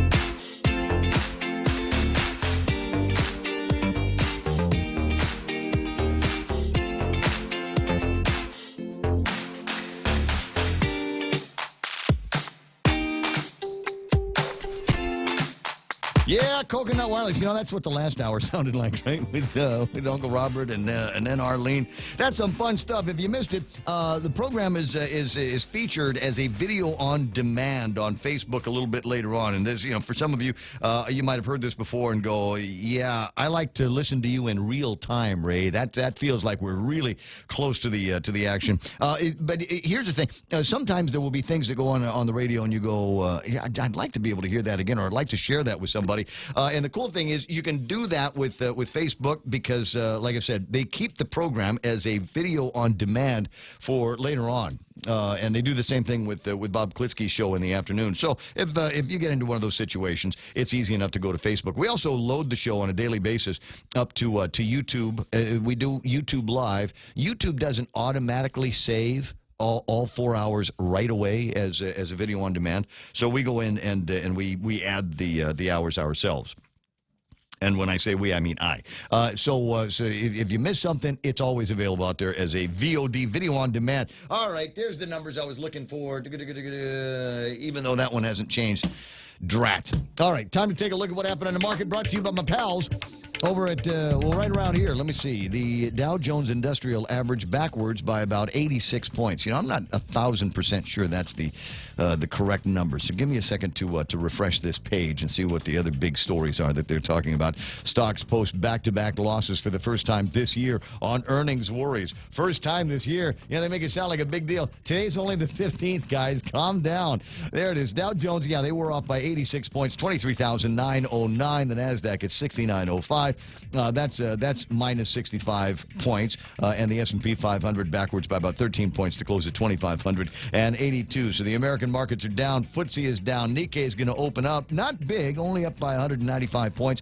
They're at 20,359. And the Hang Seng Index at 26,298. They're off by almost 400 points. Shanghai is down. DAX is down. Let's see. Is there a down that's good?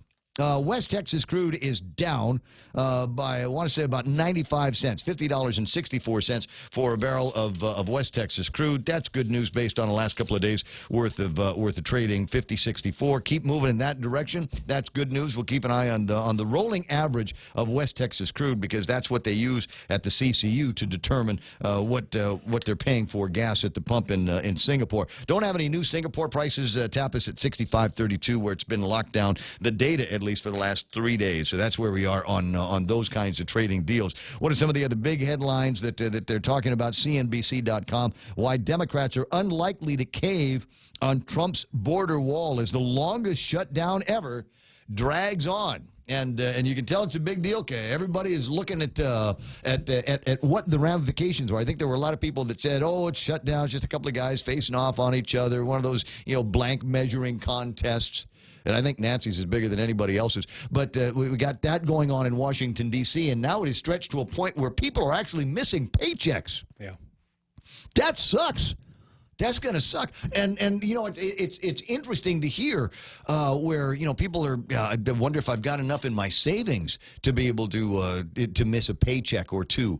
And I don't know about you, but I don't know too many people that are in a position where they have anything by way of savings. Dave Ramsey on this radio station at night will tell you about socking away money for an emergency. This is what he was talking about. Federal employees will be civil about it all. Wait till people people on food stamps start running out of food. And you know what? The February dollars are supposed to go into the Quest cards on or about the 20th of this month.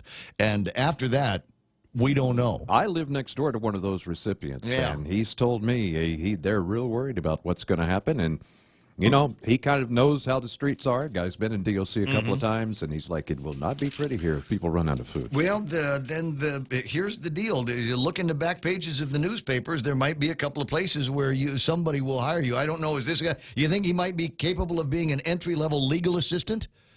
No. No, probably Well, not. that's what they're hiring for. We got temporary job openings at Core Tech for carpenters, cement masons, reinforcing metal workers, electricians, plumbers, heavy equipment operators, equipment mechanics. You got one? What do you got? There's always begging on the street. There's a what? No, we're going to get rid of that. There's new administration. We're going to get rid of pipe fitters, painters, welders, sheet metal workers, air conditioning, and refrigerator technicians. Disc jockeys. Are you kidding? There's no money in this game for DJs anymore. It's got computers to play music in the middle of the night now. And that's just the way it is. There's a couple that I see. Game room attendants. I mean, how tough is that job? Near as I can tell, it's standing outside vaping for the most part is what these guys do in the game rooms. So, I mean, and that's, okay, so that's the back of the Daily Post pages. I'll check the PDN while Jerry Roberts is doing the extra point here in a second. Double Jerry. It's Double Jerry today. It is. Yes, it is. It's Tuesday. It's so Tuesday. The Work Zone and the Guam Daily Post. And today's Work Zone is overnight success the long way. A long way. Yeah, it sounds like an oxymoron. It is. It is. Written by an oxymoron. Well, let's get into some of that. Jerry Roberts in today's Extra Point, brought to you by Guam Insurance Services. It's one of the first business strategies I ever learned and remains a key ingredient in growing a career. It's next on the Extra Point. It's important to have claims process that works for you. At Guahan Insurance Services, we make things simple and convenient. Same door you walk in to purchase your insurance is the same door you open to file your claim. We can't pretend that the car insurance claims process is fun, but we can promise a hassle-free and speedy recovery without any runarounds. For your home, auto, and business insurance, visit us at the Camacho Landmark Center on Marine Corps Drive in Tamuning. Don't forget to like us on Facebook or give us a call at 475-1162 or text 929-SAVE. That's 929-7283. When you hear people talking about getting ahead, it's usually about the need for a degree or advanced degree, certifications, projects, etc. All this is fine. But let's examine an element of progress that almost nobody focuses on, one that will make a world of difference for us. I'll go back to that piece of advice I got when I was getting started. I was told that if I wanted to succeed, to make sure I surrounded myself with people who would push me to give my best, to take risks, to accept and plow through challenges, and to get better. Not long after I saw it in a book that my life would be impacted by the people I spend the most time with and how they approach life and career. That was reinforced by a coach who said, if you hang out with losers, Jerry, don't be surprised if you wake up one day and realize you've become one yourself. Those words didn't mean a whole lot then, or rather than what they would come to mean a few years later, when I saw that the guys I spent time with weren't all focused on achieving anything at all. They wanted to party and then party some more. Come to work hungover, complain about their boss who actually expected a full day's work, imagine that, and then got off to do what? Party again.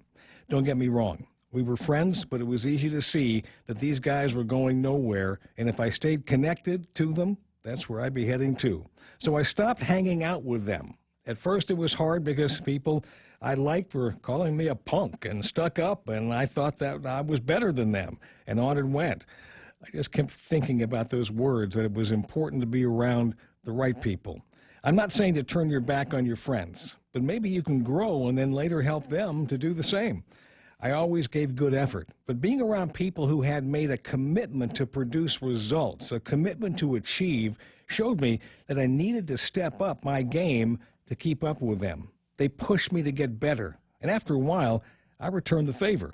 Every step of the way in my career, when I've put myself in the midst of people who had a laser focus on what they were doing, made big plans, and then went after them, I was more inspired to do the same, and I got better. I got more done, and my work had a greater impact. So who inspires you? People in your company? Maybe some you know in other organizations. It might be business, social, government, or military leaders. Maybe teachers or retirees. Besides surrounding yourself with can-do, high-energy people at work, connect with these other folks. Let them know you've recognized their achievements and ask if they'd be willing to answer some questions. I think they'd be flattered and happy to help. In return, maybe there's some way you can help them too. Being around productive people on a daily basis and then adding in the occasional time spent with other high achievers will help keep your head screwed on straight. You'll design better goals and then get after them. That's the Extra Point. Get out there and make something good happen today. For 93.3 and the Ray Gibson Show and Guahan Insurance Services, I'm Jerry Roberts. I think that's a good one today. That's a home run that you hit, Jerry Roberts, in today's Extra Point here on 93.3, The Point, and some interesting things. I mean, and you talk about inspiration and driven people. So I was lucky, and without getting into Mutual Appreciation Society thing, you know, I remember when I was starting out in broadcasting, and 40 years ago this summer now, Jerry, is guys like you and John Anderson, Harv Angel, Dave Angel, people that own stations. Ed Poppy put his own money at risk, and still doing it now at K-Stereo. Just absolutely driven people. And I was lucky enough that you guys kind of allowed the young guy to hang out as much as you did. Well, and the thing about it is that and I learned from other people, like I say, along the way. Those who got up in the morning, put their pants on, hit the ground running. And that wasn't always the way it was until I saw it, and you realized how much further along they were, and they were happier at work. They were more excited about work. They weren't hanging out and doing stuff and just wasting time. Right. You know, you get into that. Right. Well, you know, the guys that smoke dope in the transmitter side of the building, those guys also inspired me. And I think you know who I'm talking about. I'm not going to mention any names because there are a couple of those guys too. Their sons and daughters might be listening to the program right now. So, yeah. I'll tell you some great stories a little bit later on. But you get lucky, and I wonder now about where we are. Not necessarily the state of our industry, but in the state of a lot of industries, is how many of those big thinkers are out there. How many of those driven guys are. I'm lucky. I work with a partner. Richard is my partner next door, and he inspires me. The level at which he thinks, the bandwidth that he's got, and then we get to talking every once in a while about guys that inspire him. Sure. You know, I mean, and because there is that other level. I mean, who were your inspirations? And everybody has them. Yeah. People you look up to, and I meet people every day that are out there making it happen. Yeah. And I write this program for them as well as those who are looking at them, right? And people who just want to do a little more and get a little further. And I think we can all find them. It's just a matter of focusing and saying, wow, what's this person doing? Right. Maybe I should know something. Maybe I should get to know them a little bit. And if you're worried about interrupting somebody that, you know, they won't talk to me. They will talk to you. They're looking to share their ideas. Oh, yeah, everybody wants to share the story. Yeah, and they want other people to be. They want to be inspired by somebody too. It's just get more active and do stuff, and good stuff. I don't know. Will come your They way. don't talk to me, Jerry. When people see me walk in a room, they Just go they the other leave. way. Yeah, they think I'm going to rob them or step something. I'm not step sure off the what line that's there. about. So I'm worried about your friend here that's on the SNAP program and doesn't know what he's going to do when the I'm Quest worried money- about him too. I when live next door to him, for crying out loud. Not so loud. Okay, a couple of accountant, handyman, plumber. Yeah, well, not an accountant. He probably could do the handyman plumbing thing. Live-in caregiver for elderly woman needed. No, he wouldn't be good at that. Healthcare attorney at Take Care. No. You sure? No, yeah. I mean, it sounds daunting. Healthcare attorney, right? I mean, it's a specialty and everything, I right? sense that his educational This level might- is just might- not quite there. Okay, just not the credentials for that job. Responsible for interpreting the highly complex healthcare regulations and statutes collectively known as healthcare law.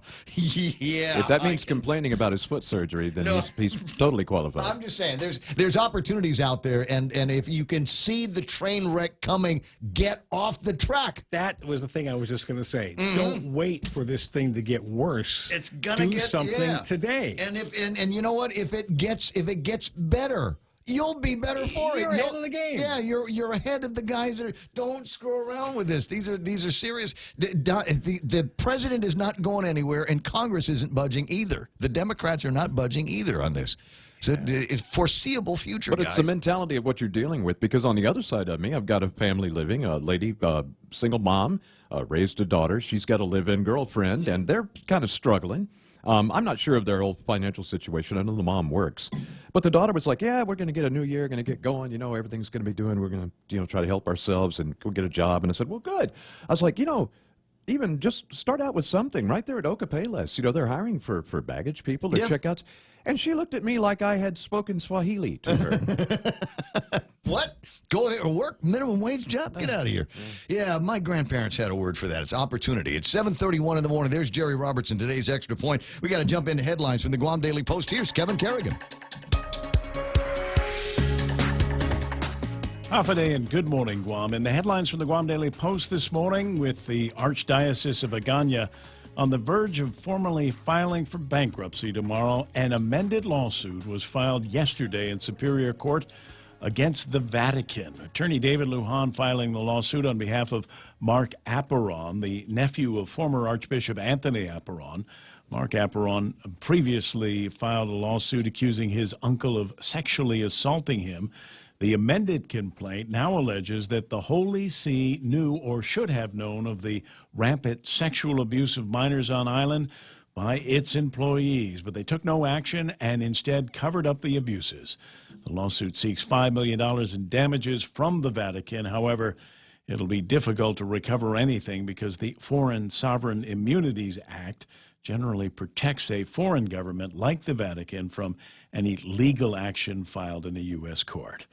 Guam Shipyard making quick work of the repairs needed to the Nippon Maru cruise liner last week. General Manager Geraldine Hammond telling the Guam Daily Post yesterday that they started the work last Tuesday, finished on Thursday. The Nippon Maru left Apra Harbor on Friday en route back to Japan, where it will undergo more permanent dry dock repairs.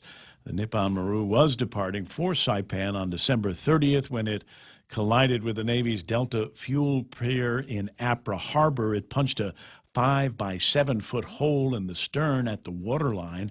The collision pushed all of the metal on the outside inside the vessel, said Hammond, and that metal had to be removed and 4 metal plates were inserted to repair the hole. The repairs, he said, showed how fast we can turn things around, and he hopes the Navy will take notice and encourage them to bring more ship repair work here to Guam. Guam Department of Education and Guam Public Health are offering free tuberculosis testing for students and staff at Simon Sanchez High School. Some employees and students at the school may have been exposed to TB, according to a release from Guam DOE issued yesterday. Any individual at the school was diagnosed with an active case of tuberculosis. Public Health is requiring all individuals who may have come into contact with that infected person to receive 2 TB skin tests for evaluation. Anyone who refuses to submit to the skin tests will be excluded from the school.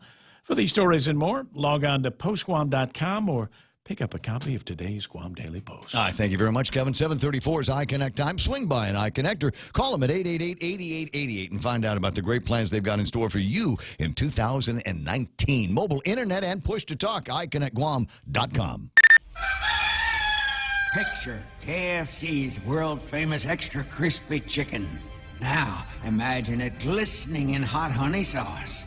Just think about the crispy, sweet heat. Now it's in your sights.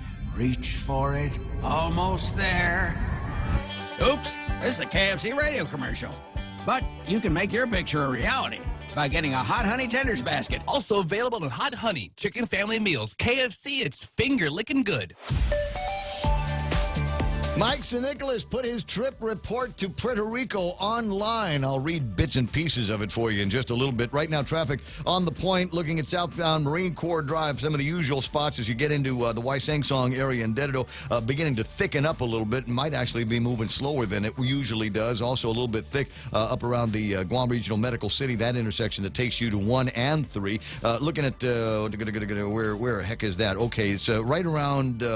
right around the infusion and cost you less up in Datadoo. Things are looking a little bit slow coming off of that road onto Route 16. 8, 10, and 16 clear for the most part. That intersection, you might see a little bit of traffic as you make your way just past that intersection that takes you into Teason. Otherwise, clear sailing into town. What else am I looking at? Problems on Marine Corps Drive? No, everything looking about the way it should at this time. Don't see any accidents. Don't see any major buildups. Ooh, what's that coming out of Bagania Heights? Maybe a little bit of traffic around Navy Hospital right now. And, yeah, I'm looking at traffic heading a little bit heavier, moving into Big Navy and Sumai. So careful through all of those areas. Watch out for the roads because it rained last night. 7:36, that's right now traffic on the point.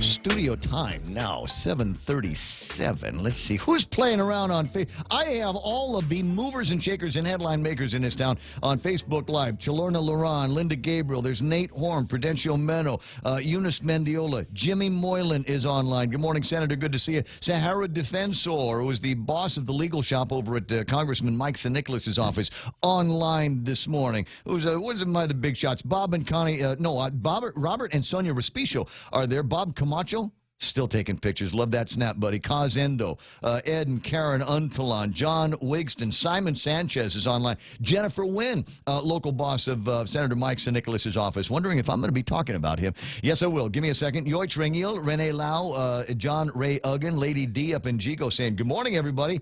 You've been sleeping in, sweetheart. Dos Equis, man. What are you talking about, John Ray?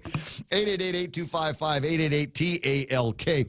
And as I said, Senator Mike St-Nicholas, who right now doesn't necessarily need a public information officer because, frankly, he can do some of the work himself on social media. He writes this morning, Puerto Rico work, a success.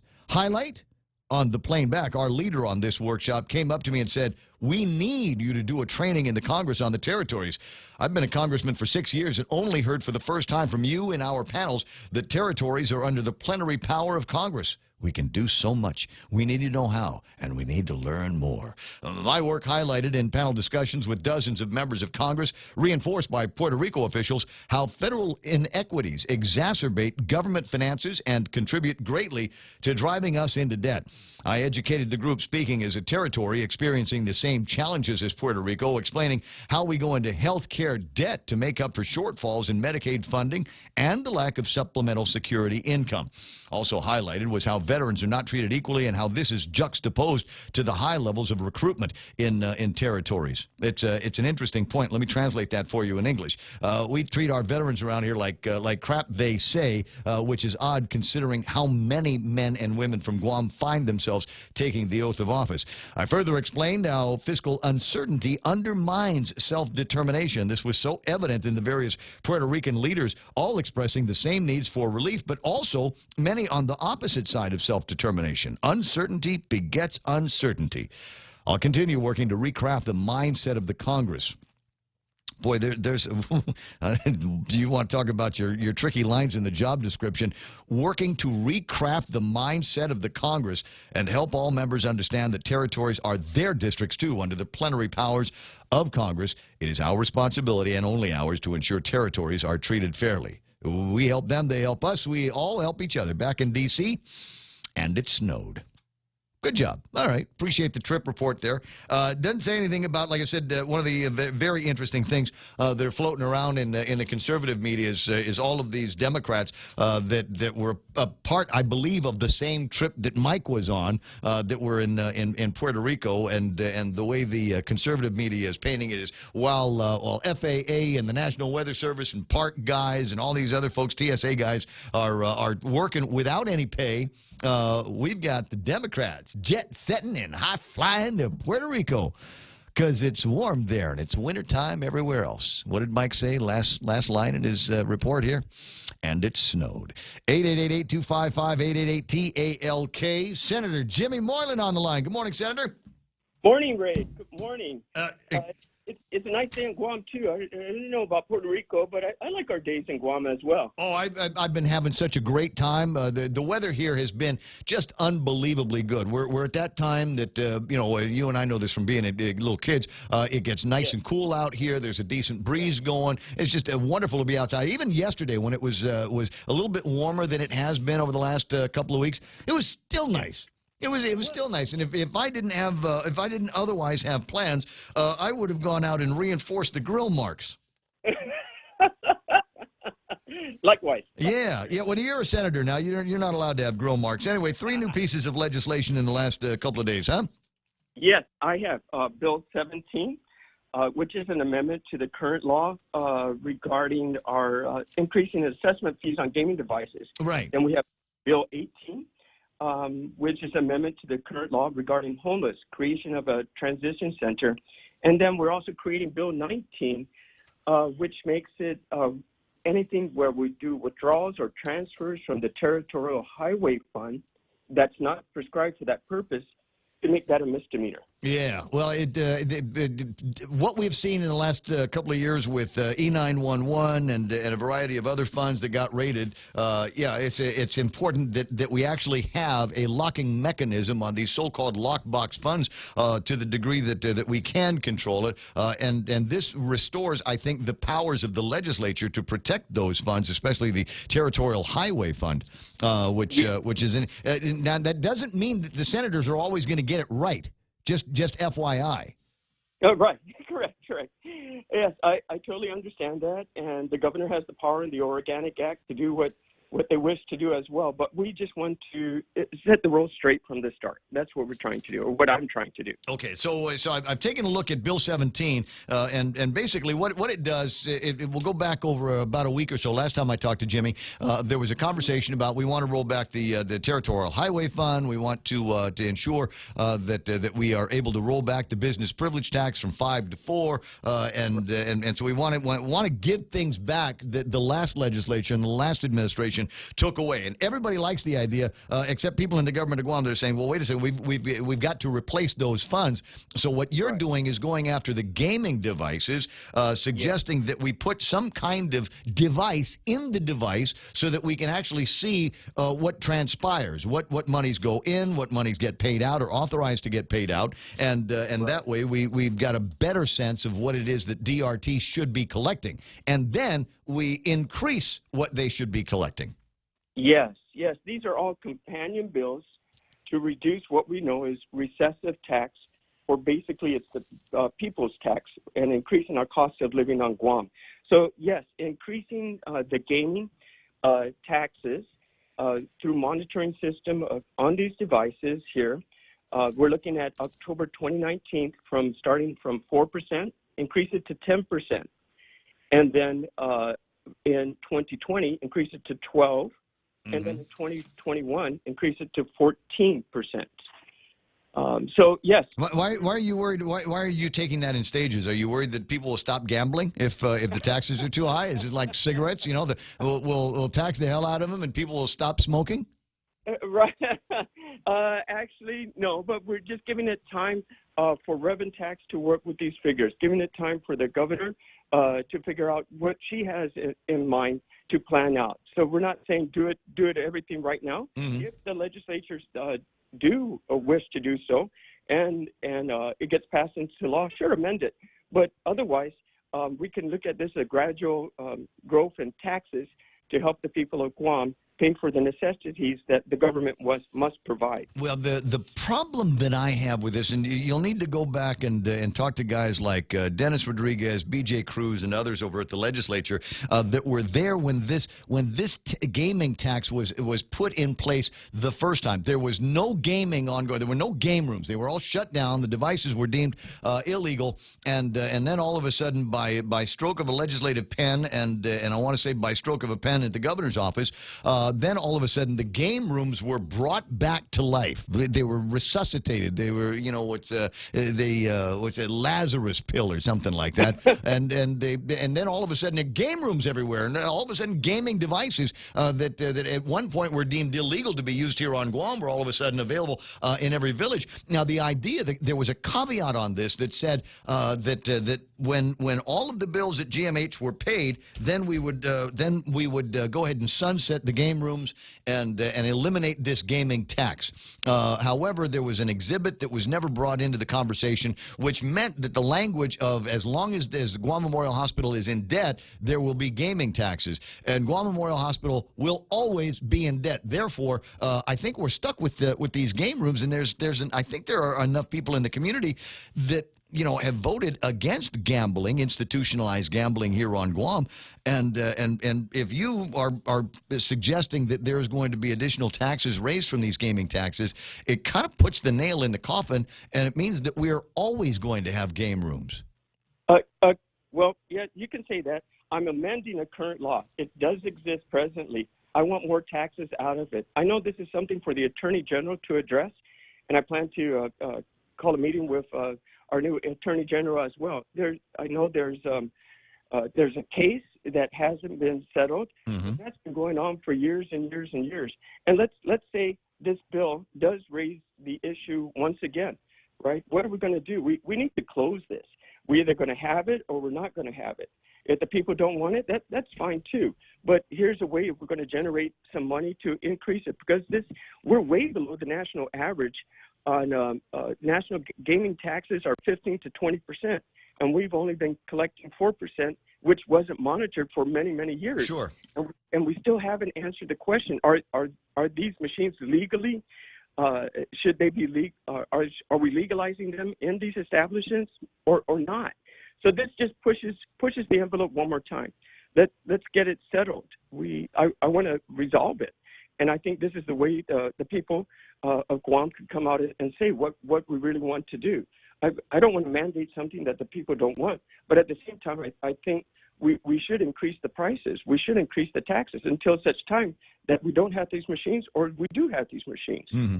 That's going to be the people's choice. But yes, the Attorney General needs to make the decision. I want to work with Levin Camacho on this as well, and that's why the date isn't until October 2019, so we can figure this out.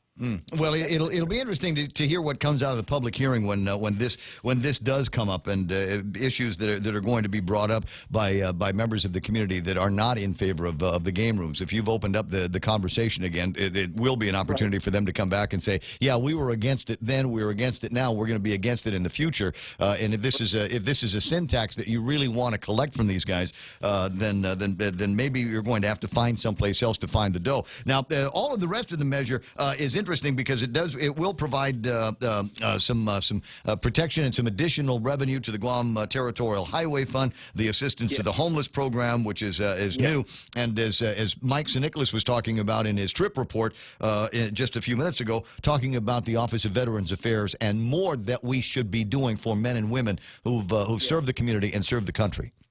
Exactly. So if we have these gaming machines, and it's what the people want, and the Attorney General says it should be, then fine. Then let's allocate that money to where it can help the people of Guam and remove these recessive taxes. We're paying for it at the grocery line. We're paying for it when we fill up our vehicles. Just recently, the article that was in today's PDM paper, consumer prices are ridiculous on Guam. Right? My instructor, I remember him. Albert Parrish was my economics instructor at the University of Guam. He has great concern. The prices of food and the prices of services has increased compared to other areas. It's just too much. And he also quoted that We also did see an increase in business privilege tax, which causes other prices to jump as a result of this tax. You know, the business... Which I said when they were talking about it, which I've said every single time anybody over at the legislature starts messing around with the idea of additional taxes. Businesses don't pay taxes. So people have got to get that out of their head, that you're just going to go and there's going to be a BPT increase, and we're going to stick it to the man. Yeah, the man, the only motive is profit. We're going to stick it to him and tax him some more. He ain't paying the tax. He's collecting it from the customers. It's true. And to me, BBT doesn't mean business privilege tax. It means basically the people's tax. That's what BTC is for me. Yeah. All right. Well, sorry to get that off my chest. I feel a lot better, little lightheaded now after that, but ready to move forward. Now, that's not the only measure. You've got a couple of other interesting ones here that I've only skimmed through. One to try to help out the members of the community that find themselves unfortunately homeless, and that I think is going to be a fun conversation. Hey, do me a favor, because there's people that are homeless because they're really hitting a hard time on the skids, and then there are some that are homeless. I think in some cases because they want to be. Right. You know, I've attempted in years past. You go find the guys over at Guam Housing. They'll tell you how I and many others were trying to get a family off the streets, and then when we're able to get the family all together and then identify a place where they could stay, they didn't want to stay there. Sure. They're like, no, we're okay where we are. I said, you're living on the streets with your children. Right. It's okay. Right. Yes. It could be some mental health issues that we have to help them with. But yes, we want especially the children. We want them off the street. We don't want them see them pedaling on the side of the road either. It's unfortunate. We have a beautiful island. We have a lot of people that are willing to help. We just have to provide the right resources. Maybe at the one-stop center, which we want to also develop, where they can go for that assistance. Because a lot of times they're lost. But if it's available there, then we can do that with the one-stop center that we're proposing. And that will be Bill 1835. Yeah, it's one of the new ones. If you want to read them all, you can. I mean, it's like 8 pages a piece or something like that, and a lot of it is just the bold print in the very front of it. But there are some interesting things. Lady D this morning on the subject of game rooms and gambling. She said the last time gambling was up for vote, the church persuaded the people to vote against it. Since then, the church has gotten into some pretty big trouble, so I think it'll turn out differently. What do you think? Yeah, it's possible. Times are changing. If this is where the trend is going, then we have to have proper regulations in place. Previously, that wasn't there. But gambling is going on the island. So how are we going to... No! Busta, you're kidding me. Yeah. Did you tell Lou Leon Guerrero there's gambling? What's that line from I'm shocked, I'm amazed, sir, your winnings. Thank you. From Casablanca. I think Bob Klitsky was talking about that the other day, and almost a direct quote in Rick's Cafe. Gambling going on? I'm shocked. All right. Well, listen, it's always fun talking with you. I imagine that you've probably got a couple of other interesting pieces of legislation in the pipeline, and now I think so far 15 days or so into the new administration, 10 days or so into the new legislature, I think you are the most prolific, right? We got 7 bills proposed there, and we have more in the pipeline. Gotcha. Right. We're keeping busy. The people elected me. They want to see me to get to work. That's what I'm doing. Gotcha. Yeah, I'll talk to you pretty soon. A couple of guys chiming in on some subjects I'll riff on Facebook Live. Jimmy Moylan, Senator Jimmy Moylan, I'll talk to you, bro. Have a good one. 888-825-5754. Jose says, 2 different subjects. Gambling on this island is not solely a moral issue. It's an economic issue. It's a societal issue. It's a family issue. I don't know. I said that there's different ways that we define gambling and gaming around here. Is gambling, when you say it's a game room, it almost sounds harmless, doesn't it? Well, they were back when we were kids. Back then, game rooms were full of arcade games and pool tables and foosball tables. Right, but here we go. In these machines, we got machines that will quote malfunction, and then you get a payout, and nobody's there collecting taxes. And then the worst thing. I mean, for me, it was just in the last 24, 48 hours. Is the worst thing is you got a guy who's out there who posts himself at a street corner, pretending to be homeless, pretending to be on the skids, pretending to be at the mercy of a benign and benevolent and generous community, and takes money from passersby and motorists, and then goes to these game rooms and squanders it in there. That should be the picture they use. There's just, it's a slap in the face. Yeah, the ones that talk about doing away with the gambling should use that picture as their example. That should be on their poster. Don't be this guy. Todd's a cockfighting. Well, in another year, I suppose that's going to go away. Ismael telling Jimmy, if you want to help vets, get them meds, get them counseling, get them jobs, get them medical care. The CBOC is not enough. There's wow, you know what, Ismael, you remind me, a few years ago, I sat on kind of a civilian committee, and we were talking about building up it was going to be a veterans hospital. The idea was, we were going to create out of thin air, almost the same way we created, a group got together and started the framework for Guam Regional Medical City. We wanted to do about the same thing for a medical facility for veterans. And we had a couple of, incredible mind mapping get-togethers where, we all kind of sat back and thought about, and it went from, medical care, and then it branched out into all of those things, counseling, meds, grievance, just whatever it was that they needed. And you know what? It started off as something, I was going to say small, like a hospital, but it would have been an entire veterans complex. And you can imagine, it would have been perfect someplace like at Oka Point. You get that whole area where the old hospital was, all the way over to the back part of the Hilton, all the way to the back part of Parisville. That size of property was the size of the property we thought all of the stuff that we wanted was going to fit on. The needs are so great around here. And when we start, you're saying, well, yeah, but it's just Guam. It ain't just Guam. There's citizen soldiers from around the Pacific Basin that would be able to avail themselves of those services that we would have been able to provide. Don't know where that group ever went off on. I think the problem became, the solution became so big, it would have taken many different groups to get together and just decide what we were going to be doing. But hey, maybe Jimmy's deal is a start. Lady D talking about the church and persuading people to vote against gambling. There were a lot of reasons why people didn't support gambling on Guam back in the day. Some of it had to do with the question. I don't want to say the morality of gambling, because people are going to gamble, and you say no, we won't. You go, want to bet? And I go, yeah, let's do that.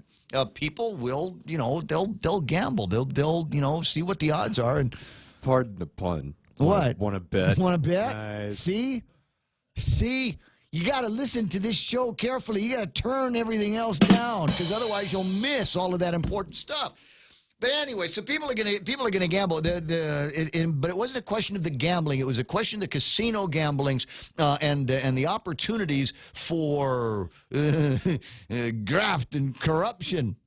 Not that we have any of that now, but it would have been just an invitation. None of the deals, none of the proposals that people voted on, anybody thought looked good. And it was easy for groups like Guam is Good to be able to convince a lot of people voting that there were just too many questions. And maybe we ought to let this go. And so as a result, we've never had any of those get the 50% plus one that were needed.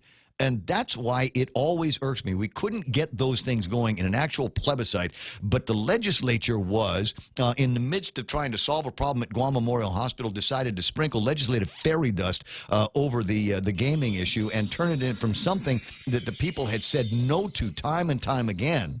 But it's just game rooms. It's just amusement devices. But it was gambling, and everybody knew it. And they said, we'll look the other way until GMH's finances are stable, which is never, ever, ever going to happen. And that's how all of that worked. Got a couple of other folks chiming in. Says, let's get taxi meters under control. I paid $50 to go 4 miles.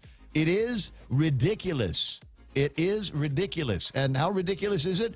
You don't see Koreans driving taxis. These people know how to handle money. For $40 to go 4 miles, I'm going to go rent a car. See you later. Ripping off the tourists as soon as they touch the ground. Absolutely. And nobody wants to look in that direction as well. Cause? Send me an email, and I'll send it to Tony Babauta, who is the chief of staff of this new administration. Maybe it's something that they can look into. 8 a.m., KUSG, Haggadah. This is The Point.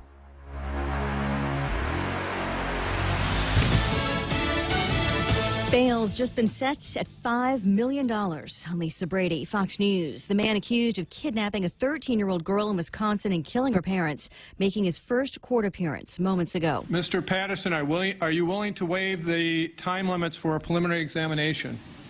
Yes, sir. In paperwork filed earlier, investigators say Jake Patterson confessed to the crimes after Jamie Claus escaped from his house last week, and that he targeted her after seeing her get onto a school bus one day on his way to a job he only had for 2 days in a cheese factory, ultimately storming the Claus home on October 15th with a shotgun. He killed James Claus in the doorway and then walked through that home trying to find Jamie Claus. He found Jamie Claus and her mother Denise hiding in a bathtub. He first asked Denise to tape her mouth. Denise complied, and then he shot Denise Claus in cold blood, dead in front of Jamie Claus. Fox's Matt Finn at the courthouse. The complaint says Patterson tied up Jamie and put her in his trunk for the 70-mile ride to the remote house where she was held for nearly 3 months. The standoff over a border wall continues. Fox's Jared Halpern live on Capitol Hill. 24 days into a partial government shutdown, and not much has changed since it started before Christmas. So what's happening here is the federal workers are paying for this far-left ideological crusade. The Senate Majority Leader Mitch McConnell complains Democrats won't support border barriers previously supported in spending bills. Democratic Leader Chuck Schumer says President Trump is to blame. The only reason the government is shut down right now is that President Trump reversed positions the day before the government funding ran out. The president has said he won't agree to any spending bill that does not include border wall funding, including short-term proposals. Lisa. Thanks, Jared. On Wall Street, a lower day. The Dow down 86 points, partly on renewed concern about the ongoing trade dispute with China. This is Fox News. Chili's 3 for Me menu just got bigger. We're giving you more choices for the same great price. For just $15, you can get a beverage, salad, and an entree. First, choose from a refreshing Coca-Cola, iced tea, or Heineken on draft. Then enjoy a house salad and select your choice of a mouth-watering entree, like our half-rack ribs, Cajun chicken pasta, old-timer burger, personal chicken fajitas, or the flavorful margarita flatbread. So hurry in today and enjoy our Chili's 3 for Me menu for just $15. Available for a limited time. Chili's, more life happens here. Laddie Stone Entertainment and the stations of Choice Broadcasting invite you to meet the 2019 Miss and Mrs. Curvy Pageant contestants with the official meet and greet on Sunday, January 20th at Icon. Doors open at 6 and it's $15 at the door, and it comes with your first drink. Get to know your favorite curvy contestants with the fabulous fashion show by Figure 8. It's the 2019 Miss and Mrs. Curvy Pageant. Brought to you by Pitbull Empire, Figure 8 Boutique, local promos, Bongdozas, and Icon. For more information, check out Laddie Stone Entertainment on Facebook. It's the 2019 Miss and Mrs. Curvy Pageant.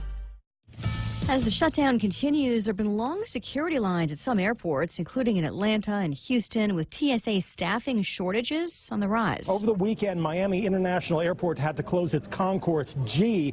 The airport returned the concourse to normal operations today. Airport officials say they and the TSA will continue to monitor staffing levels at checkpoints and make adjustments as necessary. Nationally, 7.6% of TSA employees have taken unscheduled absences today. That's more than double the unscheduled absence rate reported on Monday of the same week a year ago. Fox's Jonathan Seri. It could be easier for people to fly drones at night and over populated areas under new rules proposed by the Transportation Secretary Elaine Chao. The test program would set up a traffic management system for civilian drones, allowing further integration into the national airspace system without waivers under certain conditions. There's now a 60-day public comment period. For the first time in decades, teachers are on strike in the nation's second largest school district, L.A. The teachers say the district needs to dip into their reserve funds and use additional incoming state money to pay for more teachers, nurses, librarians, and counselors. The district says they do not have the money long term and are actually facing a deficit. LAUSD Superintendent Austin Butner says despite the strike, schools are open. We made our last proposal to UTLA on Friday, which was rejected. They walked away from bargaining. We would encourage them, we urge them to resume bargaining with us anytime, anywhere. He says they are in touch with the governor's office. Gavin Newsom has proposed some funding to help pay down pension debt obligations for all public schools. Jessica Rosenthal, Fox News. You can hear more about the strike on our podcast, The Fox News Rundown, tomorrow morning at foxnewsrundown.com. I'm Lisa Brady, and this is Fox News. Here at APL, our core values give the company its heart and soul. Whether it's connecting your business with our global network through our newly enhanced service or investing our efforts into giving back to the community, APL is committed to serving you. We humbly honor the opportunity to find innovative solutions for you and your business. To learn more about our enhanced service, call 588-4651 or visit www.apl.com/Guam for more details. Valley Finance has been serving the people of Guam since 1959, and they'll continue to be there for you in the years to come. Whether you're looking to get a personal loan for that summer vacation or paying off those long overdue bills, Valley Finance has got you covered. Apply for a personal loan from $1,000 up to $3,500 by calling Valley Finance in Hagåtña at 475-4545, Upper Tuon 647-5626, or in Dededo 633-4473. Valley Finance has been serving the people of Guam since 1959. Picture KFC's world-famous extra crispy chicken. Now, imagine it glistening in hot honey sauce. Just think about the crispy, sweet heat. Now, it's in your sights. Reach for it. Almost there. Oops, this is a KFC radio commercial. But you can make your picture a reality by getting a Hot Honey Tenders basket. Also available in Hot Honey Chicken Family Meals. KFC, it's finger licking good.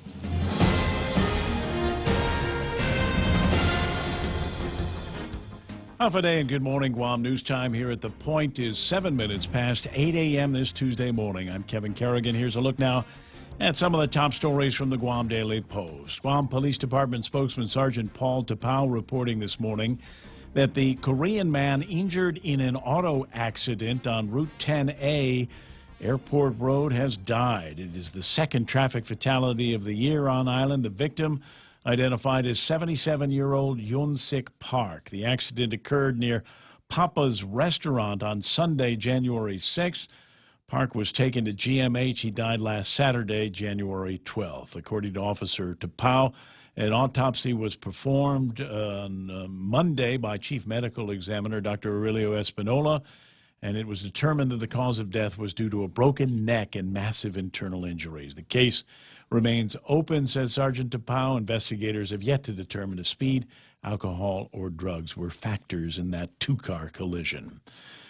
In other news, frustration growing among some federal employees on island as the partial government shutdown now enters its fourth week with no end or paycheck in sight for the affected employees. The shutdown entered its 23rd day yesterday. It's now the longest government shutdown in U.S. history.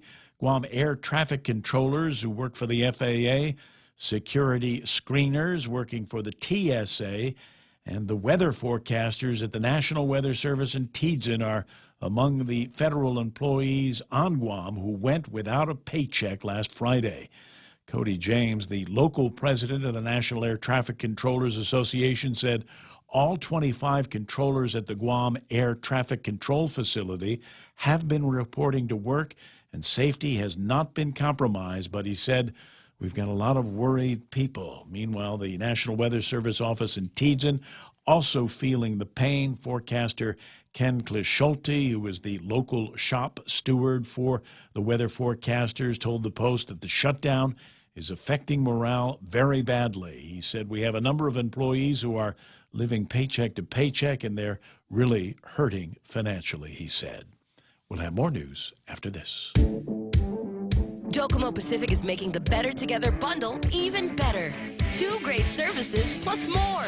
Get unlimited local calls, SMS, and 20 gigs of data, plus unlimited home internet for $109 a month. Sign up today and get free installation and choose between a free Galaxy S8, S8 Plus, or $100 off select devices. Mobile plus online from Docomo Pacific. Better together. Some conditions apply. See store for details. Security Title is honored to sponsor Ray Gibson on The Point. In 2019, we resolved to continue our mission of protecting and ensuring the land and homes of our beautiful island. Additionally, we resolved to maintain our vital connection to our families and our community. Protehi Itanotmo, protect your land. When it comes to your family land, remember to call the professionals at Security Title, just like you call Ray Gibson in the morning. News time here at The Point is 10 minutes past 8 a.m. With the Archdiocese of Agana on the verge of formally filing for bankruptcy tomorrow, an amended lawsuit was filed in Superior Court yesterday against the Vatican. Attorney David Lujan filed the lawsuit on behalf of Mark Apparon, the nephew of former Archbishop Anthony Apparon. Mark Apparon has previously filed a lawsuit accusing his uncle of sexually molesting him. The amended complaint now alleges that the Holy See knew or should have known of the rampant sexual abuse of minors on Guam by its employees, but they took no action and instead covered up the abuses, according to the lawsuit. The suit seeks $5 million in damages from the Vatican. However, it'll be difficult to recover anything because the Foreign Sovereign Immunities Act generally protects a foreign government like the Vatican from any legal action filed in a U.S. court. Guam delegate Michael San Nicolas flew to Puerto Rico over the weekend on his first fact-finding mission as a member of the U.S. Congress. San Nicolas was joined by dozens of his colleagues, according to a post on the Guam delegate's Facebook page. During his visit, San Nicolas met Puerto Rico Governor Ricardo Rossello and posed for a picture with him on the balcony of the governor's palace in San Juan. San Nicolas said the goal of the trip was to get answers for the lack of federal support for the territory and its recovery efforts following the devastation caused by Hurricane Maria more than a year and a half ago. The trip was sponsored by Bold PAC, a political action committee run by Democrat California Representative Tony Cardenas. The PAC defines itself as being dedicated to increasing the diversity of our leadership in the House and Senate and a champion of progressive Democrats fighting for change. For these stories and more, log on to postguam.com or pick up a copy of today's Guam Daily Post. Ray and Mike now with some weather. It's after 8 o'clock in the morning, and two things kick in after 8 o'clock in the morning. Are you ready? We have the celebrity birthdays on Facebook, and the weather radar goes back up. So for the first time that's weird. Since I have no idea why that is. Because there's a guy. There's a guy that's got to go, I don't know, kick the machine at the National Weather Service or something like that. And I don't know, we're not giving him. I'm glad that some guy is going in every day and at least refreshing this part of it so that we can see it. So for the first time in a couple of days, we'll take a look at the weather radar and see what it has to say about mid-morning weather. Yeah, and looking at the radar now, here is where we can actually visually see that we're getting more influence. And I pointed this out to you early this morning. How would you not visually see something? He said we can visually see. Well, duh. Yeah, well, some people, you know. I can hear it. You can hear the little crackling as it really is. Yes. Listen carefully. I'm just kidding, buddy. But you can really see how we're being more influenced by this tropical thing Sound like down a bag there. of chips. Now I'm salivating. Thanks. Way to go, bro. So, yeah, so it's raining a little bit out there. Mostly cloudy and breezy, isolated showers all day with east winds about 10 to 20 miles an hour, highs 88 degrees, overnight lows of about 77 degrees. And you can see what you're trying to say, I think, is that you can see where this thing is now coming in more easterly than what we were watching coming in from the north and northeast over the last couple of days. Yeah, because a couple of days ago we really had strong northeast winds, and you could really see that push from the north. This, you could actually see the energy, and it looks like it's more being originated from down to our southeast. And that's really kind of the case. We've got tropical moisture teaming up with a shear line that pushed through. Scattered showers now down to our southeast. It looks like some of those are going to make their way across this morning. Probably a rainy morning. Hopefully it'll clear out a bit this afternoon. Yeah, and not much new on the satellite imagery that we've reported over the last couple of hours. It's just the blob continues to move. Yeah, and we can see, really, if you look up and we can almost see where Guam is. We have the little Guam marker there. Stand by. There we go. And if we see where we are, we can see the clouds nearby. nearby really aren't that significant. The significant clouds are actually very far to the south. So this is just some stuff that's being lifted up by the shear line, and it's pretty typical for this time of year when these things come together. And also looking up, we can see another shear line actually pushing down towards us. And that should be what helps keep this system to the south.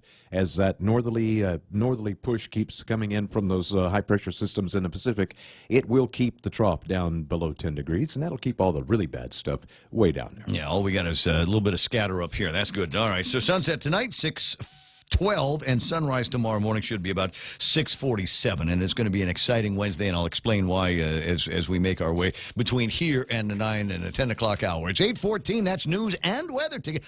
Imagine that, news and weather together on The Point. Do you know someone who has difficulty following conversation in noisy places or turns up the TV a little too loud? These may be signs of a hearing loss. Ross Hearing Aids specializes in hearing evaluations, custom-fit hearing aids using the latest in wireless digital technology, and custom-fit hearing protectors. Call Ross Hearing Aids today to schedule a complimentary hearing consultation. 637-HEAR, 637-HEAR. Ross Hearing Aids, located across Shirley's in Harmon. The Tuesday version of the Ray Gibson Show is brought to you proudly by Guam Regional Medical City, the first choice for all of your specialty care needs. I used to say it was just, your open heart surgical needs, and they said, oh, Ray, we're more than that. There's so much more that we do here. And what I think happened was some of the other doctors from the specialty care place were going, dude, how come he only ever talks about open heart surgery? What about me? I'm the rheumatic guy. What about us? We're the neurosurgeons, right? Come on, Ray. Be fair. So that's why we got a new tag. Also brought to you by American President Lines. They're shipping the future. And King's Restaurant, where, for decades they've been serving us breakfast, lunch, and dinner. 2 locations, Harmon and Timone. It's King's. You're going to get your favorites there. And Micronesia Renewable Energy. There has never been a better time to go solar.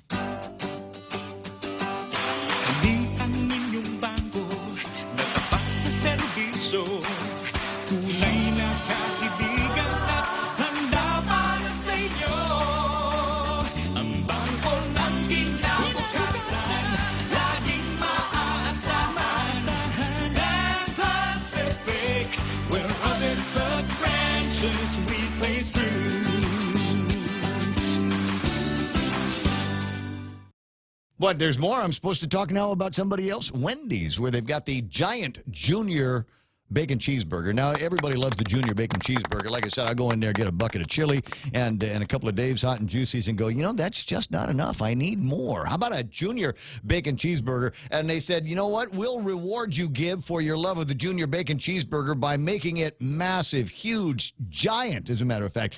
Double the beef, double the bacon, and it's in meal form. So you get a burger that you would pay $5 for, but because it's Wendy's, they're going to extra it by giving you nuggets and fries and a soda.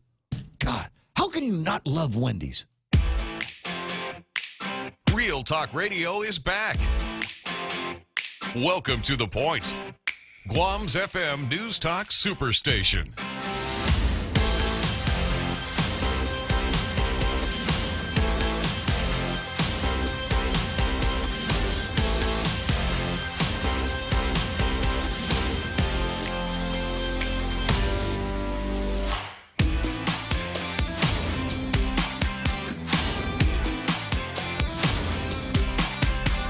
Well, it's all done. The last 4 teams in the game that we're going to watch this weekend, the games that we're going to watch this weekend, they're the ones that are going to be going off to the winners of which will go off and play in the Super Bowl, which isn't going to take place for like 2 weeks, huh? Yeah, we got this weekend, and then I think we take a week off for the Pro Bowl festivities, and then the week after that will be the Super Bowl. Okay, so we're finally at the point in the brackets where we're looking at, as I say, the last 4 teams. Oh, by the way, it's time for Sports with Blake.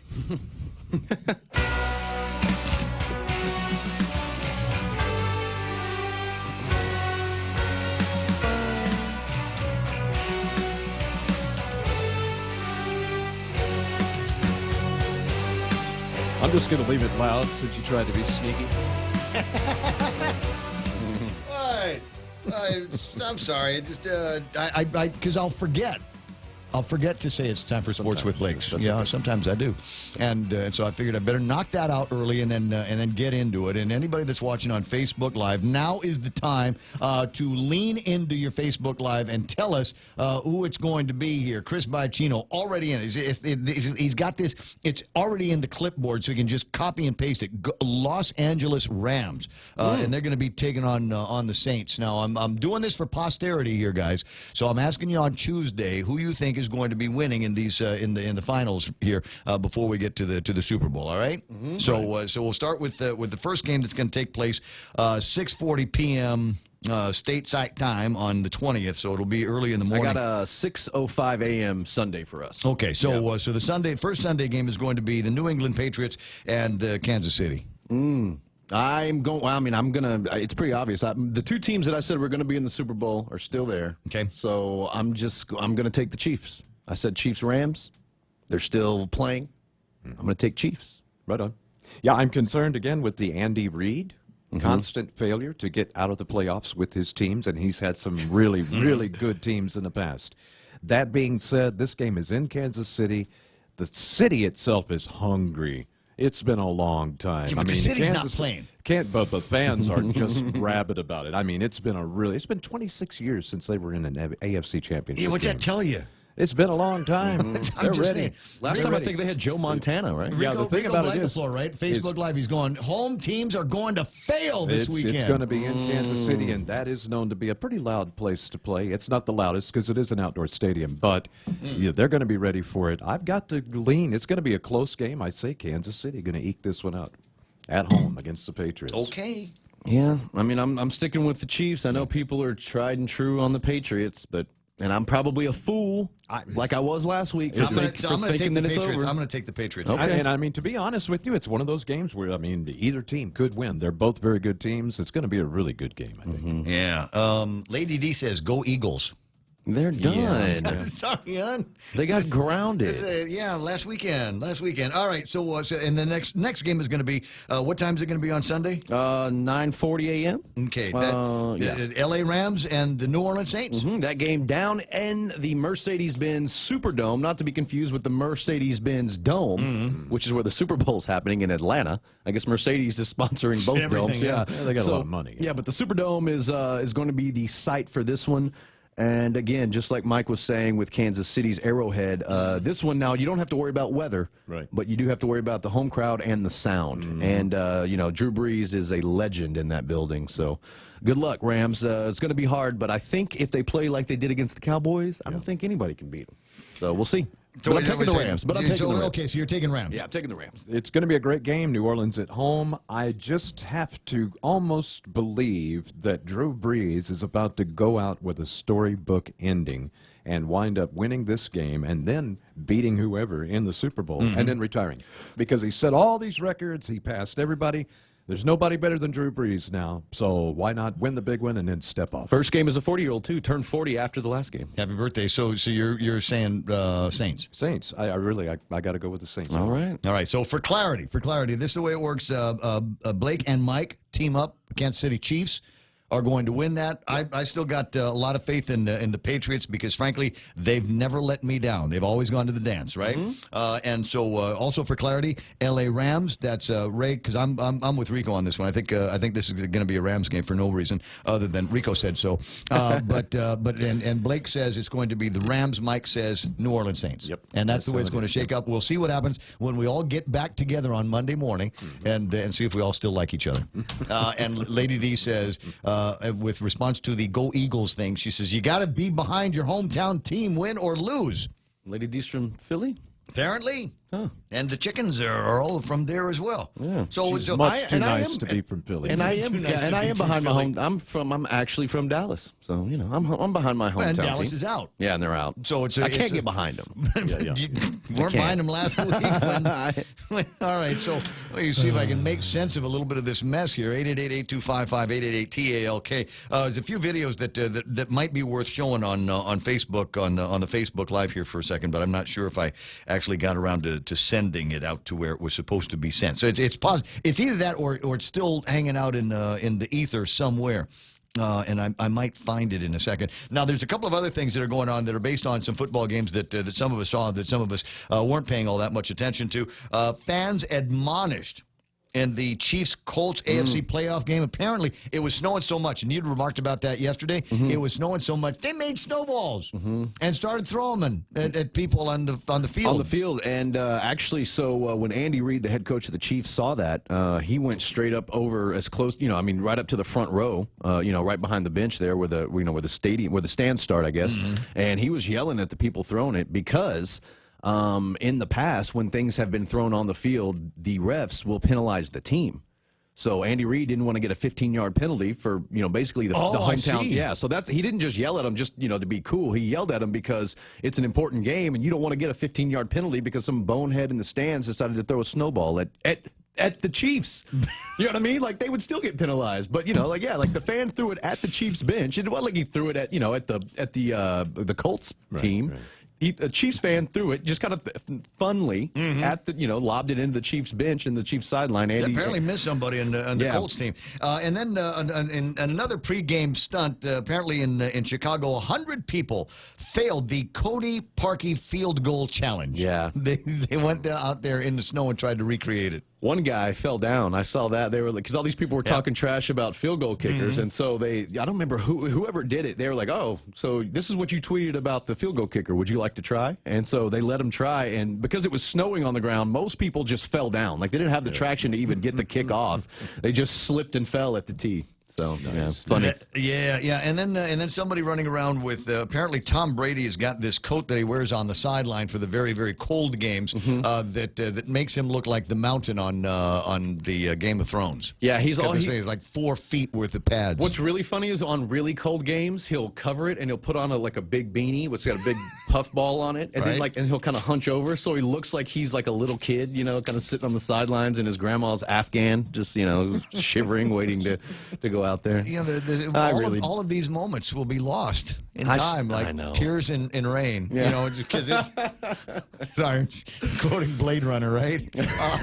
But yeah, all of this stuff's going to be going away in just a couple of weeks. We've got the finals here this weekend. We talked about that. We got the Pro Bowl game that's going to be taking place, and then there's going to be the actual Super Bowl event. And Budweiser's sending somebody from here off to go watch that, right? Yeah, they usually do. They usually do their flyaway. Can we get the guy's name? I don't have it here. Is he taking a guest? Is it just him? Can we go? I think they get a guest. We'll double check and see what the deal is. And I've seen their commercials. They actually send people. Yeah. Well, yeah. So I've worked with them before in promotions just like this. Yeah, they actually make good commercials about it. On the road. Speaking of on the road, a couple of big 5Ks that are going to be coming up. This weekend is the Academy of Our Lady of Guam 5K, and I always show up the day of and just pay extra for the privilege to go and run in that race. It's flat at Agana, and the only problem with flat in Agana is you've got multiple turns that you've got to make in a bunch of different places, and turns will mess with your pace, and then you'll have to get it back up. Plus, I also think we might be running against the wind on the way back to the school. I haven't seen the course map, but I think going to be raining this weekend. And that, gotta hope so. Like today? You want it to be like today, kind of? This morning when I walked into the office, it was nice. It was that kind of sprinkle. It was cool outside, and I was kicking myself, going, why does the morning show have to start at 6? Right? The morning show could start like at 10. Then I could totally go out there, get a good run in, go home, hang out, get a nap, and take a nap, take a shower, and come to work, and then I'd be, frosty and ready to go. That always makes me laugh when I watch people's stories, and they're like, "Oh, early to rise," and it's like they tag the time. It's like 7:19. Hello, like, that's early. Gee, I wish I could sleep in till 7. Yeah, I'm gonna play, and I don't know if we need the audio on this one. Sleep until 7. It's not possible. Is bull riding a sport yet? Mechanical bull riding, is that a sport yet? Mechanical bull riding, is that a sport yet? It is in the urban cowboy universe. Yeah, it became pretty popular back in the day. Have you? No. Okay, there's 4 of us in here. Right. Okay, I've never been on a mechanical bull. I mean, once when they first years ago, Danny Bradley brought one of these things out at God, it was this sportsman across Adelup. There's a gas station now, and next to the gas station there used to be this sports complex, and Danny was doing something, and he brought in a mechanical bull for people to go ride. It was right after Urban Cowboy, and it was the rage. And then there was a bar opened up where the funeral parlor is now. That used to be the A&W. That used to be a place called the Hitching Post. I think Kevin, you were around here when that was a big deal, and that was one of the 2 attractions in there. Attraction number 1 was they had women running around looking like Miss Kitty from Gunsmoke, except they wore less. And number 2 was they had the mechanical bull and country western music. I rode the bull once in Oklahoma City. How'd you do? Fell off almost immediately. Almost immediately. Blake, mechanical bull stories? Yeah, I mean, I've got pictures all up on my Facebook. Oh, really? Yeah, I grew up in I couldn't tell you all the mechanical bulls Were I've you ridden. any good at it? Yeah. I mean, like go to the club and So they I grew have up- contests like in Urban Cowboy? I grew up riding like sheep, like as a kid, because that's how they start you on that circuit. So On- you on ride sheep. Yeah, so you ride sheep as a little kid, and they pad you up like a hockey goalie. And then from there you go up to steers, and then from there to bulls. You know, and then of course if you want to ride like horses, broncs, and all that, then you could get So up there. apparently they got a thing now. It was back when they were doing it at the Hitchin Post and back in the day, it was just a single event. You know, a single rider on the actual bull. Apparently now they're doing like doubles. The doubles and so that's what I'm watching here on Facebook Live. Is somebody sent me. Somebody sent me this. Are you sure we can show that on Facebook? I think maybe this is the part. No, I'm not sure. I'm not sure that this is an actual sanctioned league competition. You'll Come to get think of it, tagged. But no, stuff like that. Get up and there. Who's in charge? And I'll tell you this: weirdly enough, a real bull or a real steer, easier to ride than a mechanical bull. You know why? Because the mechanical bull body, the frame of it, has no give. It's made out of metal, you know, usually. But like with a real bull, it's got a little bit of give, so you can grip it better. With your legs, yeah, right? because it's flesh. I mean, it's flesh and muscle, you know, on a real cow. So you can actually, I mean, don't get me wrong, you know, you're still trying to grip a 2,000-pound animal with your legs, but it has a little bit more of a grip, and you have a better feel than a mechanical bull because that metal just doesn't give. No, and that's Slick, all too. Yeah, that's all the time that we got for that. I just wanted an excuse to play that mechanical bull riding video because it was one of the funniest things that came up on my feed. Now there's another sort of funny one that I can play, but I'm hesitant because we're in the midst of this federal government shutdown, and it is possible that there might be some people that wear a TSA uniform that are going to go, "Hey, that's not funny. That's not funny." But I'm going to do it anyway. Okay. How TSA agents are going to be after being asked to work without pay. And this comes from a variety of WhatsApp users that have been banging the WhatsApp deal. And this one, I believe we can actually play the sound. Hey, did they say when we going to get paid? Nope. You good, man? Come on through. Yo, I'm thinking about becoming an Uber driver. That's a good idea. I might renew my license. You get a car with that? Nah, those are personal. They smell too bad. I mean, who knows how long this thing's gonna last? Trump said it could be years. Years? Yo, that's crazy. Man, at least when I worked at McDonald's, we could, like, take free burgers home and stuff. Here, if I take somebody's luggage, and it's a problem. Yeah, we just gotta face it. Washington doesn't care about the little man. All they care about is lining their pockets with corporate dollars. Whoa, whoa, whoa, hey!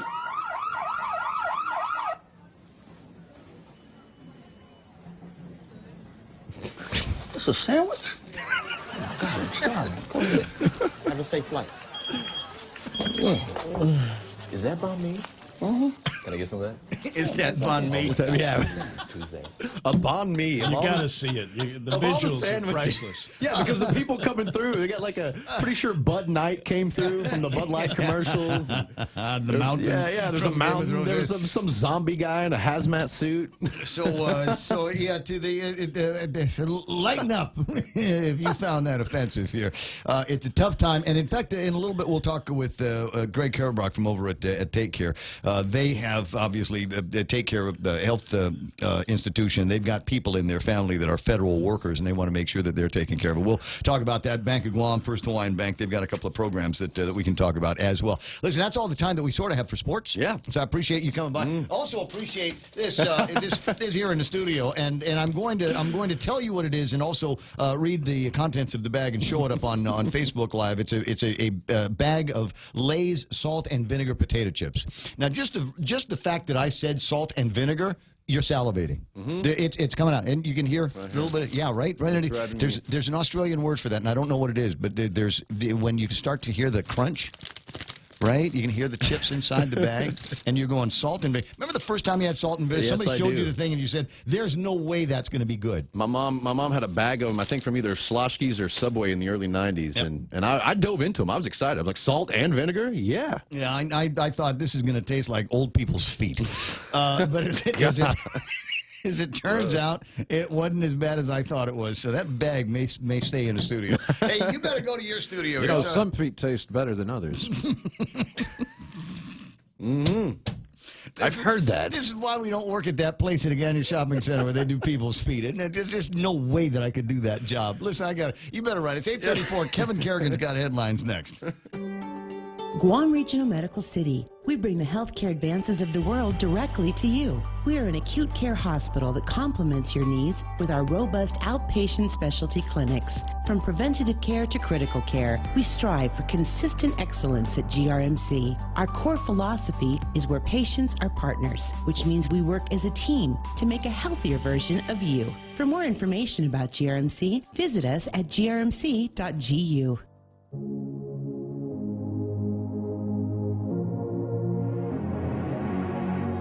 Brad Hewitt writing in on the WhatsApp. He says Blake was talking about the difference between a real bull being able to give some and these mechanical bulls that are made of steel, so you don't get any give at all while you're trying to grip with your thighs. Brad says with the real bull, you can anticipate to some extent how the bull is going to move. Machines won't let you feel that. Blake was speaking about riding sheep. That's called mutton busting. You start out at county fairs, advance to state, regional, and nationals. Pretty fun for kids. Big guys don't ride bulls, just the little guys. Isn't that fun? All right, headlines from the Guam Daily Post. Now here is Kevin Kerrigan.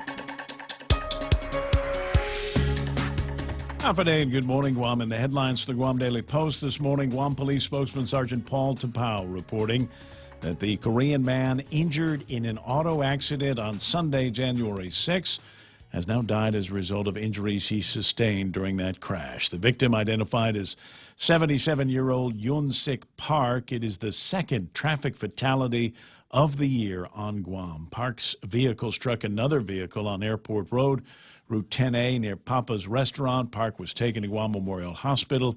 He died there on Saturday, January 12th. Officer Tapau reporting an autopsy was performed yesterday by Chief Medical Examiner Dr. Aurelio Espinola. The autopsy determined that the cause of death was due to a broken neck and massive internal injuries. The case remains under investigation. Freshman Republican Senator James Moylan has introduced a bill that would gradually increase the gaming tax from 4% now to 14% by October 2021. The tax was established several years ago to provide a dedicated funding source for Guam Memorial Hospital. According to the senator's bill, financial statements from GMH show an average of only $2.2 million was collected from the gaming tax in each fiscal year between 2015 and 2017. Raising the tax to 14%, he said, could generate close to $14 million. And because the amounts collected have varied widely from year to year, Moylan's measure also proposes putting a monitoring device on every gaming machine on island to accurately track usage and assess the correct tax. Guam Shipyard making quick work of the repairs needed to the Nippon Maru cruise liner last week. General Manager Gerland Hammond telling the Guam Daily Post that they started the work last Tuesday, finished on Thursday. The Nippon Maru left Apra Harbor Friday en route back to Japan, where it will undergo more permanent dry dock repairs. The Nippon Maru was departing for Saipan on December 30th when it collided with the Navy's Delta Fuel Pier in Apra Harbor. It punched a 5 by 7 foot hole in the stern at the waterline. For these stories and more, log on to postguam.com or pick up a copy of today's Guam Daily Post. And one last sports note from Kaz Endo, who writes this morning for the audience. If you want to go to the 2020 Tokyo Olympics, you have to register online first and then get into lotteries for various games. So it's not as though once you're there, you'll be able to just kind of walk up to the venue and say, all right, I want to watch track and field. You'll have to register for some kind of a lottery. Anybody that does anything in Tokyo knows that's the way they almost guarantee favorites on this. So as an example, there is a Tokyo Marathon, and it will go up and online and then minutes later close out, because there's just so many people that want to run in it. And then after that, the only other way that you can get in is via lottery. So check that out. Start doing the Google searches if you intend to get to God, I remember when they first announced it, the Tokyo Olympics in 2020. I'm going, wow, we got plenty of time to plan. 2020 is in 11 months, guys. Start putting it together. 20 away from 8 o'clock. That's iConnect time. Swing by the nearest iConnect and get going on 2019 telecom plans with great rates on mobile and push-to-talk and internet. Call 888-8888. There's a reason every day a Guam homeowner is getting a solar system installed by Micronesia Renewable Energy. It's because MRE is the most trusted name in solar. With more solar energy solutions than any other solar company on island, homeowners have a choice to go solar for zero money down or take the path to ownership. Whichever way, it keeps our skies blue and your pockets green. And with the most experienced solar technicians and an energy production guarantee, there are no worries. Call 632-2613 for a free consultation. MRE, the smarter choice.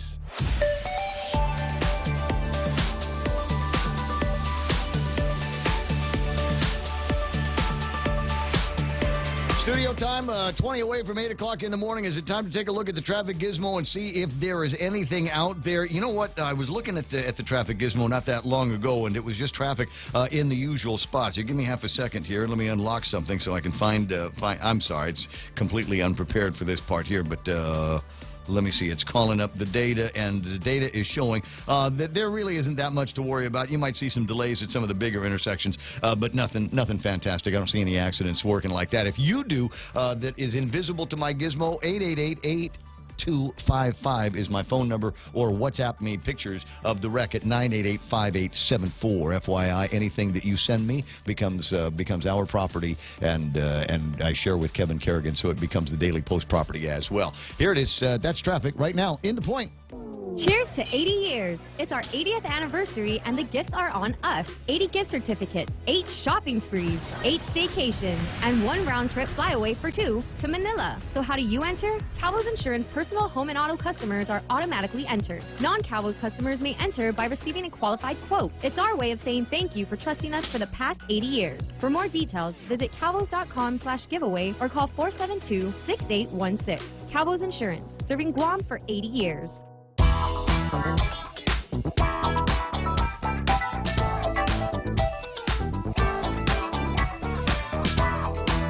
So I told you after 8 o'clock, and I don't know when's a good time to do it, but now feels good to say happy birthday. I don't get the birthday list on Facebook until after 8 o'clock. Lynn Perez is celebrating, so is Gertrude Sampaco, Shelia Bodner, and some of you might remember when she was working over at Take Care.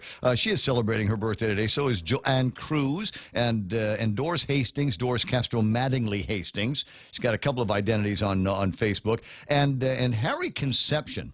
But I'll tell you about Harry real quick. Used to be a journalist here on Guam. Used to do news over at Guam Cable TV a long time ago. And when he first got here, we'd say, "There's Harry Conception," and he'd know my name is Concepcion, because that's how it was pronounced when he, and I think it was a year before he left Guam where he finally said, okay, Conception. You can call me Conception if you like to. Fun guy, and great memories with him. 8:42 in the morning, and we were talking earlier about this federal shutdown, and it has now gone into at least a paycheck for many of those affected here, that some are working and some have been furloughed and wondering, well, I got obligations. How do I take care of things that, need taken care of on the financial side? Bank of Guam has announced consumer loan deferment programs for up to 60 days for federal employees. Jeff Kincook says this 60-day deferment will provide some financial relief to our customers affected by the shutdown as we all await the return to normal federal government operations. And Ken, I'm here to tell you there's no such thing as normal federal government operations. First Hawaiian Bank providing government employees and contractors affected by the shutdown with a number of customizable options. Bob Harrison. Whether it's access to funds or an existing loan payment deferral, we're here to offer the support to them in this time of need. So First Hawaiian Bank, 888-844-4444. Just look for the number on the back of your credit card. Somebody will answer it and attempt to help you. Federal employees here on Guam have had choices in the past on which health care plans they wanted to go under. And the only one that I've heard of so far that is offering any kind of plan for their federal family members is Take Care. Greg Karabrock's on the line with me. Good morning, Greg.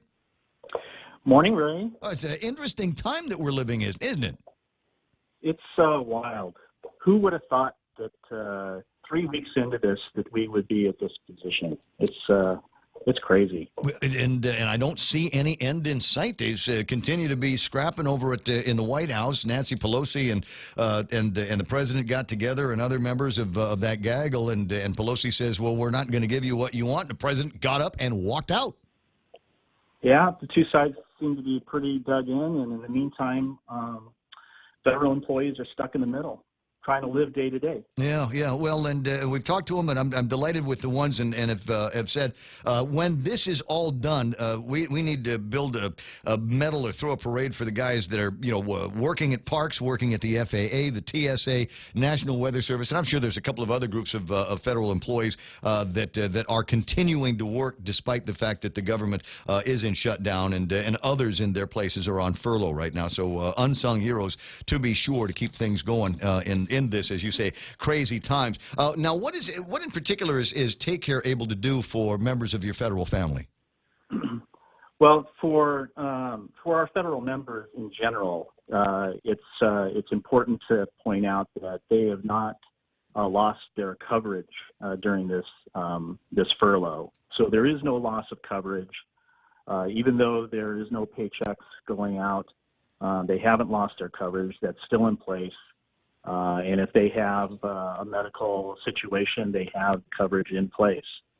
But beyond that, Take Care through our FHP Health Center is deferring co-payments for office visits until the shutdown's over. So hopefully that helps a little bit in keeping money in people's pockets for right now.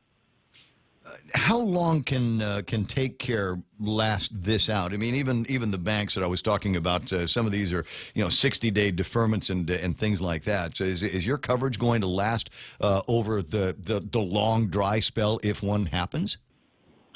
We'll have to look at that as it goes, but obviously co-payments of $5 or $10 per visit isn't quite the same level that maybe a bank is exposed to. Yeah, I certainly agree with that. Yeah, there's a scale issue to be sure, but still in all, I mean, you've got. But for the individual member, that's still $5 to $10 that they could be using in other ways during this tough time. Yeah, it is important to our members. Rather tricky. And then, now, what about visits to non? What was I going to say? How do I say this? You've got the FHP place. You've got your care center down there in Tamuning over by ITC building. But you also do business with a number of other doctors that have their own clinics in places like that. Federal employees can still be seen with their other regular doctors as well, and maintain that coverage. Sure, and I would hope that maybe some of those other clinics would maybe take that under consideration and help out their patients in some way financially. I'm thinking about it. Talking with you and reading the story about BOG and First Hawaiian Bank. I'm wondering if maybe there needs to be some kind of a Zuda Foundation. Like a Carlotta Leon Guerrero or Frank Bros Jr. or Jimmy Espaldon to get together and help coordinate some of these activities for these federal guys here on Guam. Because otherwise it's going to be just kind of a Take Care here, a bank here. And I'm wondering if maybe there ought to be some kind of hooey that gets put together. It's a good idea. I can't volunteer. I got stuff. But I'm happy to volunteer. I'm happy to volunteer Carlotta Leon Guerrero.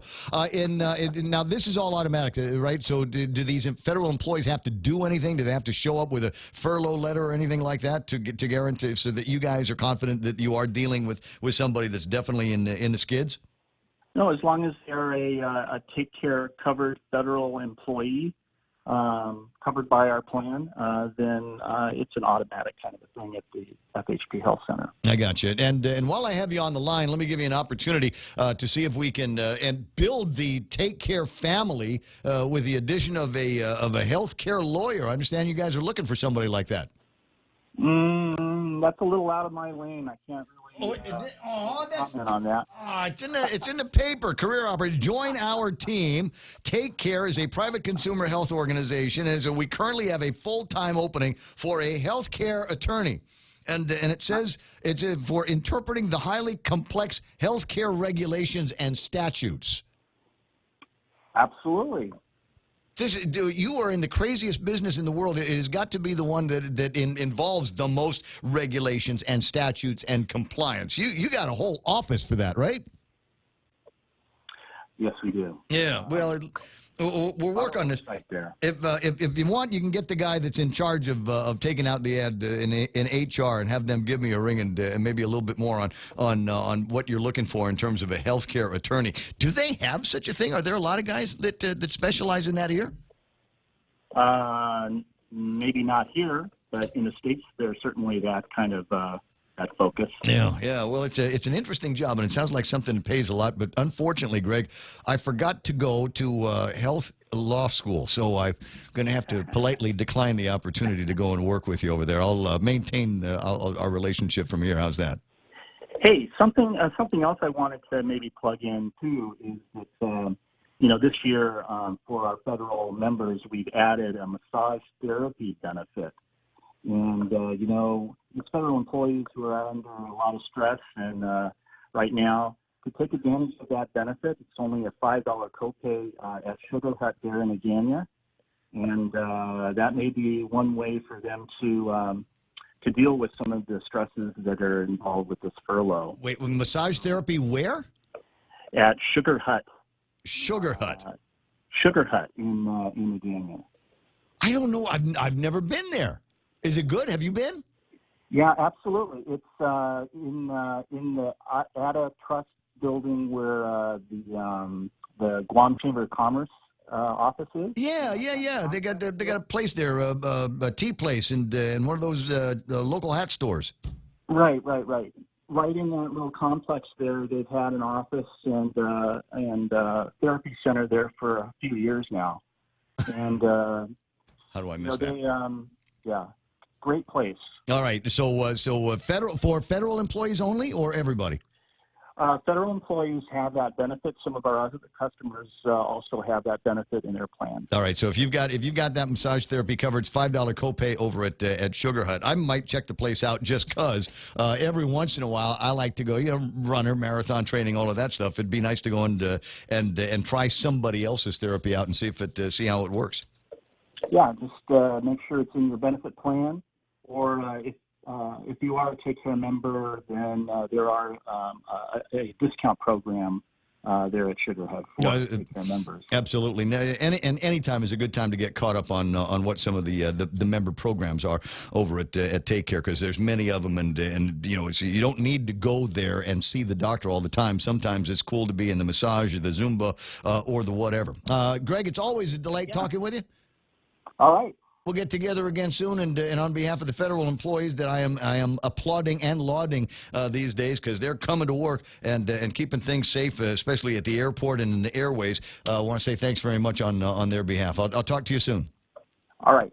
Thanks, Ray. Not a problem. Greg Karabach from Take Care this morning, and that's the deal. If you are a federal employee, your coverage at Take Care will continue. And listen, I'm not charging anybody for these announcements. Bank of Guam and First Hawaiian and Take Care. If you are a business or a clinic and you do a lot of business with the federal employees, one way or the other, maybe you're another insurance firm or something like that, and recognizing that these guys are having a hard time, call me and tell me about what it is that you can do to make it easier for them. I'd love to get those stories, and maybe somewhere along the way put together all kinds of an index, a location, if you will, for federal employees to go and find out where some of these great benefits are. So if you're doing maybe you're a coffee place doing 2-for-1s. or something like that. These are people, trust me, that will remember your generosity and your support and will continue to do business with you over the long haul. Malou Milligan is online at Facebook Live. See Big Sister Shelley, Pat Bumba, Tom Van Ingen, Rico Blancaflor, as I said, is there. Lady D, Keith Parsky checking in Washington, D.C. I got Chris Watson, Kaz Endo, Blake Watson, and so many more that are hanging out on Facebook Live. I love being able to see and interact with you. And in fact, yesterday, although I did it late in the program, and I felt bad. I felt like, wow, I should have planned it out better. But maybe while I've got some of the most creative Facebook Live viewers on with me now, maybe you can help me with something. Madeline Ziberdalio has been picked as Lulian Guerrero's queen to go to Washington, D.C. and represent the governor's office in that fair city. Isn't that nice? Isn't that sweet? Nobody is surprised by that whatsoever. Everybody saw it coming, but now it is Facebook Live. Carl T.C. Gutierrez gets a nod from the administration now. He is their chief advisor for economic development, national and international affairs, which is a beautiful thing. But the question that I have, my friends, is what is the Game of Thrones names for Madeline Berdalio? I mean, Washington liaison, D.C. liaison, that sounds so boring. We need to give them names. We need to give them crafty kind of Game of Thrones names. Madeline Berdalio, the something of the something, right? Carl T.C. Gutierrez, the something of the something. You can tie it in with the job, that liaison thing that we were talking about. We can tie it in with the chief advisor of economic development if you want to, but we've got to something, as Carl can be the coin of the archipelago. Well, no, not really, because it's just Guam. Guam's not really by itself an archipelago. You'd have to include all the other islands, including Mog. That would be interesting, though. That would be interesting. So ponder that.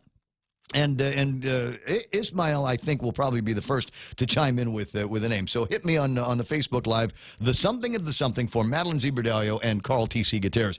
We started a conversation in the 6 o'clock hour with Arlene Steffi about her speakers program. It's tonight at the University of Guam. And Vic April is the consul of the Republic of Palau, who is here, and she's tapped him to talk about that first run of modern migration and Palauan migrants that came to Guam in the 1950s and the 60s, and virtually indistinguishable from anybody else in the community in 2019. But it wasn't always like that, was it, Arlene? Well, no, not at first. It never is like that, right? But let's get one thing straight. It's not my speech. My program. This is a Mark seminar series, and it was initially designed to promote Micronesian studies, and that's what makes Vic's talk so apropos, is that he's one of the earliest graduates of the Micronesian study program at the University of Guam. And like we were talking earlier, if you grew up I was born in the 50s, you were born in the 60s, right? 1962, as a matter of fact. Wow, you are such a baby. Anyway, so we grew up at a time when this migration was starting, and in the beginning, as we stated earlier, the assimilation was easy. It's very easy when you're dealing with a growing population, but as that population grows, it impinges on the existing population, and we don't have the similar challenges that we do have now with the Chuukese families that are here, but they were still very. Those challenges were just as articulated then as they are now, even though they might be a little different. And so, well, there was no social media then, and I think a smaller kind of media. So a lot of the conversation was exactly that. It was the old halai of church ladies and guys that were hanging out, and for me that was how word spread about the features and the benefits of this community. And you can deal with it differently. Social media is an antagonizing area. It incites anger and jealousy and all the wrong things, but it also promotes communication. So I'm not ditching social media. There's an obvious benefit to all media, right? But when you can sit down face to face and resolve things together as a family or a community, whatever, they settle much quickly than if you fan the fire which is what social media tends to do. Unfortunately. And yeah, I mean, there is a pro and con to everything. I'm not, like I said, I'm not saying that. That's not my purpose here. My point here is that the time was different. And so we would not have been touched with all the particulars or challenges of that migration as we are today with perhaps the Chuukese. Mm-hmm. But at the same time, I'm one of these, and I'm sure you are, Ray, when you go up to a business and you see a migrant working there and they're doing their best and hard to be able to work and make a living, how can you not commend that, right? And that's all they need to promote, and they're equally embarrassed with some of the negativity that occurs. I mean, look at us. We're Chamorro, but a lot of people at the DOC, majority of them are our people. That doesn't make us bad, but we tend to forget our problems when we can focus on somebody else. Exactly. I always, to put things in perspective, and it will come up from time to time where I'll look at a headline or read a magistrate report, and then I'll go, wow, there's something wrong here. I try to remember something my pop told me to think about these migrants and try to put myself in their shoes. They left everything they know. They left their family, they left their home, they left their homeland, and now they're living someplace else. And it's not going to be easy for them. And to stigmatize the conversation, to stigmatize the vast majority of the individuals is flat out being unfair. Look at that, music's playing again, and that means that I gotta end the hour. Don't go too far. We'll get caught up in the next hour. I think people are going to be interested in the conversation. We just gotta give them the details on where and when. So we'll call you back in a few minutes, all right? No problem. All right, thanks. That's Arlene Steffi in the conversation about the Mark Seminar Series, the 11th installment with Vic April, Consul General of Palau. We're KUSG Agana. Stand by now for Fox News Live right here on The Point. Suspect in court. I'm Lisa Lacera, Fox News. The bail set at $5 million for the man police say abducted a Wisconsin teen and held her captive for nearly 3 months after killing her parents. Fox's Gernal Scott has more live. Lisa, Jake Thomas Patterson appeared in Barron County Court by video to hear the charges against him from DA Brian Wright. 2 counts of first-degree intentional homicide, maximum sentence on each of those counts, life imprisonment.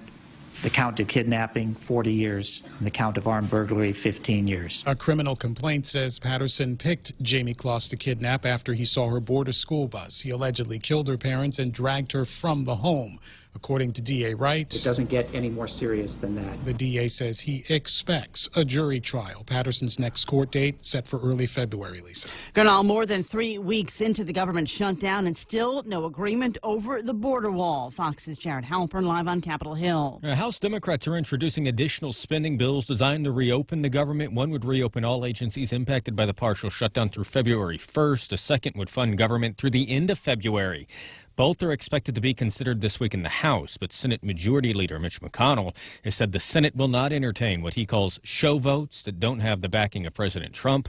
The president continues to say a shutdown will not end until Democrats agree to border wall funding. Lisa. Jared, 2 House Democrats pushing for a censure for Iowa Republican Congressman Steve King after King was quoted in the New York Times asking how the terms white supremacy and white nationalism became offensive. He said he's not racist, but that he's an advocate for Western civilization.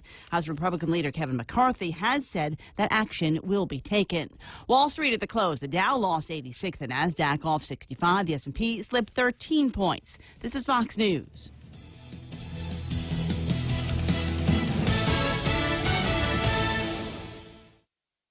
Cheers to 80 years. It's our 80th anniversary and the gifts are on us. 80 gift certificates, 8 shopping sprees, 8 staycations, and 1 round trip flyaway for 2 to Manila. So how do you enter? Calvo's Insurance personal home and auto customers are automatically entered. Non-Calvo's customers may enter by receiving a qualified quote. It's our way of saying thank you for trusting us for the past 80 years. For more details, visit calvos.com/giveaway or call 472-6816. Calvo's Insurance, serving Guam for 80 years. Docomo Pacific is making the Better Together bundle even better. 2 great services plus more. Get unlimited local calls, SMS, and 20 gigs of data, plus unlimited home internet for $109 a month. Sign up today and get free installation and choose between a free Galaxy S8, S8 Plus, or $100 off select devices. mobile plus online from Docomo Pacific. Better together. Some conditions apply. See store for details. Thousands of teachers walking the picket line in Los Angeles. The teachers say the district needs to dip into their reserve funds and use additional incoming state money to pay for more teachers, nurses, librarians, and counselors. The district says they do not have the money long term and are actually facing a deficit. LAUSD Superintendent Austin Butner says despite the strike, schools are open. We made our last proposal to UTLA on Friday, which was rejected. They walked away from bargaining.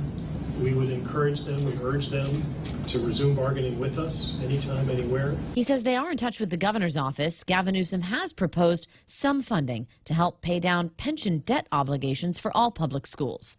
Jessica Rosenthal, Fox News. Chinese court has sentenced a Canadian man to death in a retrial on drug smuggling charges and said another man was not eligible for diplomatic immunity as tensions between the two nations increase since the arrest of a top Chinese tech executive last month. UK lawmakers will cast a key vote on Brexit tomorrow. On the eve of a critical vote on Britain's withdrawal agreement with the European Union, Prime Minister Theresa May told her opponents they cannot let the British people down. The Prime Minister says a no vote could have grave consequences, leaving open the possibility of a no deal or even no Brexit at all. If the deal is rejected, the Prime Minister will have 3 days to come up with a plan B. And failing that, the fate of Brexit itself will be very much in limbo. In London, Ashley Webster, Fox News. NBC Universal will launch an ad-supported streaming service starting in 2020, free for anyone who pays for a cable service. The company joins a growing list of streaming services, including YouTube, AT&T, Hulu, Roku, and others. Last week, Amazon announced its own free ad-supported service called IMDb Free Dive. The NBC service will focus on the current library, original programming, and outside content partners. Lisa Lacera, this is Fox News. Introducing Exchanged, Guam's first online and mobile remittance to the Philippines. Exchanged is the easiest and fastest way to send money to your family and friends anywhere in the Philippines. Download the Exchanged app or visit their website, exchanged.me. Sign up, remit, and get a chance to win a trip for two to Manila. Deluxe accommodations at the Belmont Hotel at Resorts World Manila. So sign up and remit now at Exchanged. Promo ends March 2nd, 2019. Conditions apply. Also avail of Exchange dollar to remit promo. Visit exchange.me for details. Okay, 5 after 9, 888-8255 is the telephone number. This is the Ray Gibson Show, brought to you by King's Restaurant for decades, serving your favorite food at Tamuning and Harmon. You can find them for breakfast, lunch, or dinner 24/7 because that's the way you like it. American President Lines is shipping the future. Micronesia Renewable Energy, reminding you that there's never been a better time to go solar. Guam Regional Medical City, the first choice for all of your specialty care needs. Need to make sure I get that one out.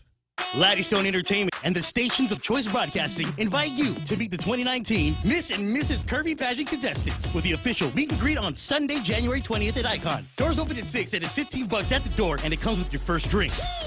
Get to know your favorite curvy contestants with the fabulous fashion show by Figure 8. It's the 2019 Miss and Mrs. Curvy Pageant. Brought to you by Pitbull Empire, Figure 8 Boutique, local promos, Bongdozas, and Icon. For more information, check out Laddystone Entertainment on Facebook. It's the 2019 Miss and Mrs. Curvy Pageant. Portions of the program also brought to you by the guys over at Subway. Make it what you want. How do you want to do this? They got a regular cheesesteak that you can get anytime you want to over at Subway, but they've added something to it. They've got this southwest chipotle sauce that they put into the steak there. That delicious thinly sliced steak that they've got, and all of a sudden it transforms. It becomes something else. The chipotle cheese steak sandwich. Find that at Subway.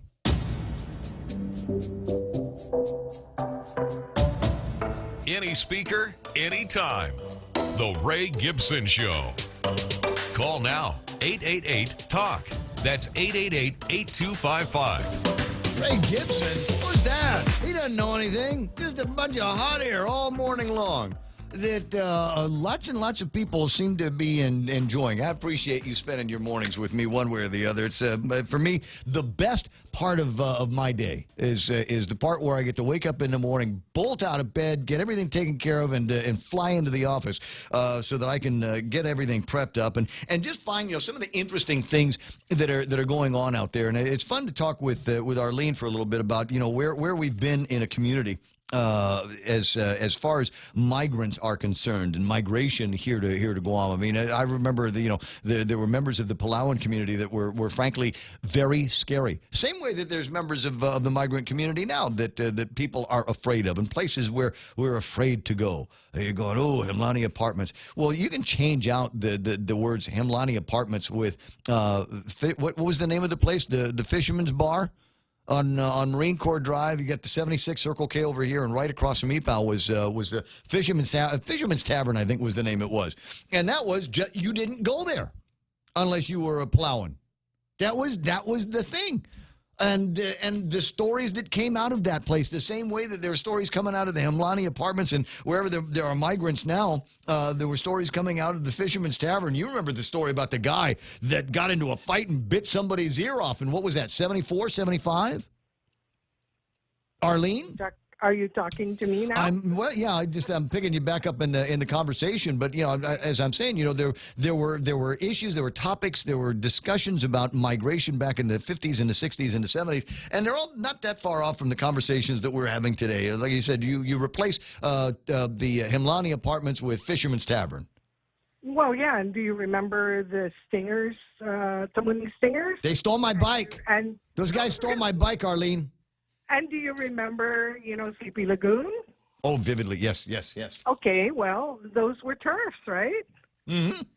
And that's just a course of development. That's a course of adjustment. If you go anywhere in a large group, you're going to impact a community. And it's not a negative. It's just the adjustment. It's like moving into a mixed family when your father and your stepmother have kids and his kids, and they all merge. Mm-hmm. It is not going to be smooth at first. There's going to be turf battles. But it takes time. It takes time to accept each other and then differences. And like you said in an earlier conversation, you like Palauan food. So do I. Mm-hmm. I go to Palau and I can't have enough of the food down there, because it's a flavor, it's different, but it's also stimulating and tasteful. And they come here and there are things about our food that they adapt. And pretty soon we're serving our fiestas with this banquet that brings in all cultures and nationality, and it stimulates all our taste buds, and that's what it's supposed to be like. And that's one of those unexpected blessings. And yeah, let's go to Palau. And the first stop and last stop is always Llanos. First stop is you make the order, and the last stop is you pick it up before you go to the airport. Yeah. There is one thing that I've learned from Chuquis friends. The breadfruit is a very important staple for them. Oh, the con. Yeah, and oh my goodness, they have, I don't know what they call it, I can't pronounce it, but you take the breadfruit and they smash it, almost pulverize it, and then they cook it in coconut milk, and it is so delicious.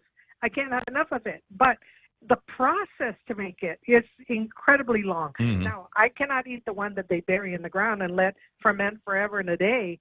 That's a little tough for me to just get past the smell. But we have cultural food that smells terrible, like the fruit bat. I've never eaten it, and there's no way I'm going to eat it. But there is adjustment. Those are the things. There's the good, bad, and indifferent about everything. And I think it's the richness of the assimilation and the ability to do it quickly and to not be prejudiced against that change.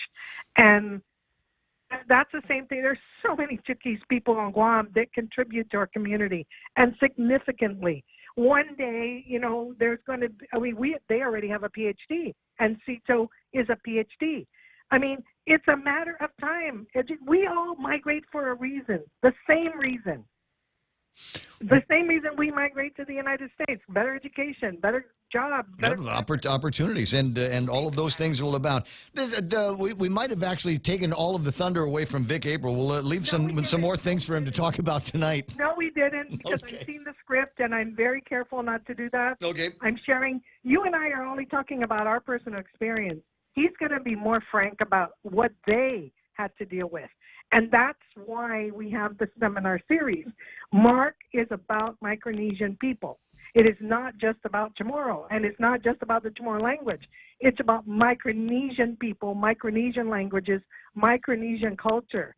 And so my whole purpose as the chair of the seminar series is to really focus on that in this second year as chair of the seminar series.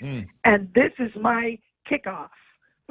If you will. So tonight, 6 o'clock, the lecture begins at 6:30 at the College of Liberal Arts and Sciences at the University of Guam. As usual, these are free, and as usual, they'll be memorialized on some kind of social media platform. On YouTube and at the Legislative Channel, yes. It's and a very simple process. Just be there about 6 and hang out and say hello. I imagine Vic is going to bring the entire family over, and they'll get to spend some time with him. Well, we are inviting everybody to come because he's going to have a PowerPoint presentation and he's going to show the early activities of the Palauan people here, and also, you know, their adaptation and their progress, their contribution to the community, and then of course his role as a territorial archaeologist with the Guam Historic Resource Division. And that's a very important aspect of his development here, is that he was a territorial archaeologist. On top of everything else. Hey, what was the name of the guy? Used to be, and I can see him in my head. If I close my eyes, I can see the guy. What was the name of the Palauan fellow that used to be the lifeguard at USO? It was one of the first interactions that I had with anybody in that in that community. I'm sorry, I can't help you there. Like you said, I can see the guy in my head. Always wore dark glasses, and just a wonderful guy. Always looked out for the little kids when we were going there for day camp. 9:14. It's always fun talking with you. Who's next? Thank you for promoting it. Thank you very much for helping us get the word out. Oh, it's a fun conversation. Who's your next one? Do you have another speaker lined up? Oh, you want me to give that away now? If you want. Nobody can make you do anything. I heard, and I think it will be Joni Kerr. Oh, she's awesome. Yes, she is awesome. Yes. What a great family story. Oh, my God. Absolutely. That one is local bred. Yep. Okay. Well, that'll be a fun one. We'll line me up when it gets to be time, and maybe we'll even do in studio because, like I said, she's awesome. She is. I'll have her come up. Okay. All right, I'll talk to you pretty soon. Thank you again. You're welcome, Ar. You have a great day. 9:15 o'clock in the morning, and you might be wondering, well, Ray, it's 9 o'clock. Where's the beauty queens? You know, this is like must-listen radio. You just never know what's going to happen. I mean, there are days that go by, and Mike knows this. I don't know who's going to walk in that door. I don't know who's going to be coming in the door of the studios of this radio station. So you just got to stay close. And suffer through all of this stuff. It's like listening to Top 40 radio back in the day. Maybe you had to listen to a couple of songs that you didn't like until you could get to the song that you did like. That was in the pre-Spotify days. But the update on that is that this program here is video on demand, which is cool. Those of you that watch the show on video demand. I mean, as I'm talking, as you're listening to this, am I currently on the air right now? Is it actually 9:17 in the morning, like the sign, like the gizmo says it is up here, or are you one of the people that catch the show on a delayed basis? Either way, it's nice to have you along for the ride. Today is Tuesday. Yes, tomorrow is going to be Wednesday, and Wednesday, I'll tell you right now what's going to make tomorrow interesting. And to what degree you find it interesting, maybe to what degree you and your family are involved in the church here on Guam, and I mean the whole enchilada here. Tomorrow, the Archdiocese of Agano will hold a news conference at 9:30 in the morning at the St. John Paul the Great Center for Evangelization in the Chancery to discuss the filing of bankruptcy. The Archdiocese intends to file for Chapter 11 reorganization protection that same morning, as they have previously announced. This is the press release that confirms everything that Tony Diaz has had to say about this in the last one. Richard Leon asking, is it Benny, the USO lifeguard? You know what? It might be. It might be. Folks that are, from around my age group, let me just switch back into that conversation. We're talking about the guy over at the old USO back in the 50s, 60s for sure. And he was out in the sunshine, the Palauan fella, I believe. And so he was already dark. And so he'd take these black Ray-Ban shades and put them on, and it was the same, but you could make out a little bit more darkness over where the shades were. And he was the lifeguard. He was the guy that sat up in the chair and watched everybody. And I went every summer. Shelley and I went there for day camp, is what we called it. So folks, would dump us off there in the morning, and there would be some kind of recreation, arts and craft, and lunch and swimming, and then there'd be more swimming, and that's where I learned to swim. And there were also life-saving courses that they provided there for some of the older kids. But this guy was always there, was always around. And I cannot, every once in a while, not often, not as often as I'd like. Yeah, Benny, is what Shelley's saying, is I will find myself around old USO. Maybe there's some kind of activity going on with the triathletes and all of that. And I'm not a triathlete, right? So I just kind of walk around and reminisce, if you will, about growing up as a kid on Guam and growing up specifically there. And the thing that gets me, and my daughter was talking about it the same way the other day. The thing that gets me is, wow, it's smaller than I remember it. I mean, if you, I'm sure you feel the same way. You go by your old school or something like that, and you look at the building and you go, wow, when I was a kid, that place was massive. It was huge. It was ginormous. But wow, Ben Lozano was the guy's name. Lozano's not a Palauan name. Did I just assume maybe? But anyway, yeah, okay. But thanks very much for the guidance on that. Terrific guy, like I said, watching out for all of us. And maybe he's not quite as big as I thought he was either when I was a little kid. He was a giant of a man in my eyes.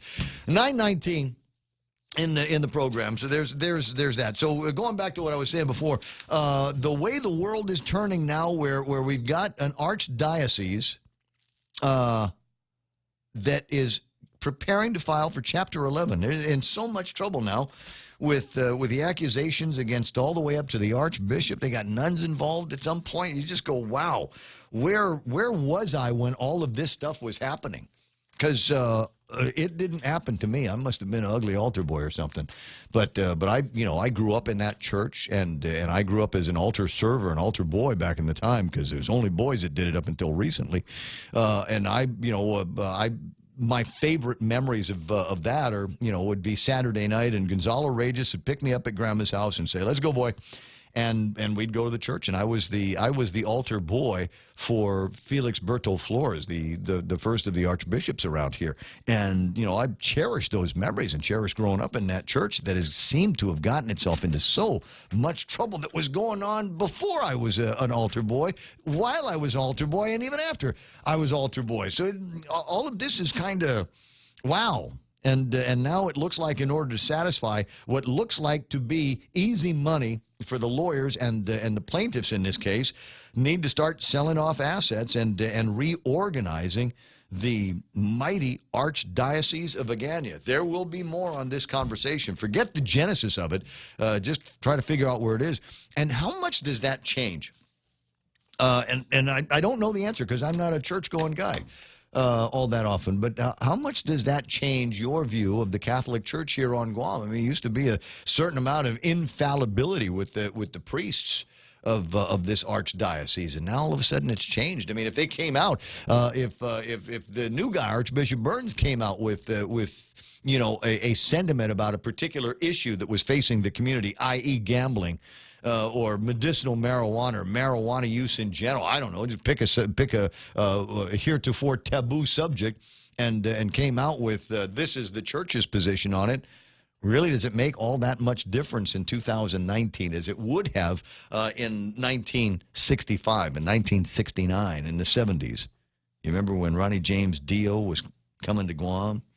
And they say it was the church that put the kibosh, because he was doing that satanic rock and roll. And the Archbishop at the time said, "No, we're not doing Satan rock and roll here on Guam."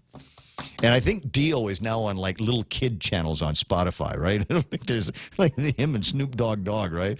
So I don't know. It's a lot has changed, and I don't know when it's going to, if it's ever going to change back. It's just the fun, the adventure of living here in this particular town. 9:22. There are changes that have already taken place. I've got a video that I might play. I might.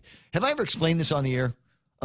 When I'm not interviewing somebody or I'm not talking, if I play like a news story from somewhere else, or if I play a video that I got from someplace else, even if it's just a short one, I sort of feel like I'm cheating.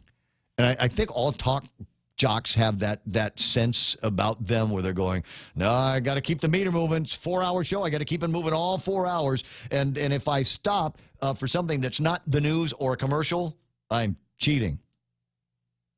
What do you think? Yeah. No, it's okay. It's okay. Fine. No, in this day and age, absolutely. No, and the radio rules are different, man, as long as you are keeping them tuned in. I guess. Richard Leon talking about the old days. The Guam church was a political force used during the old teachers' strike. That's...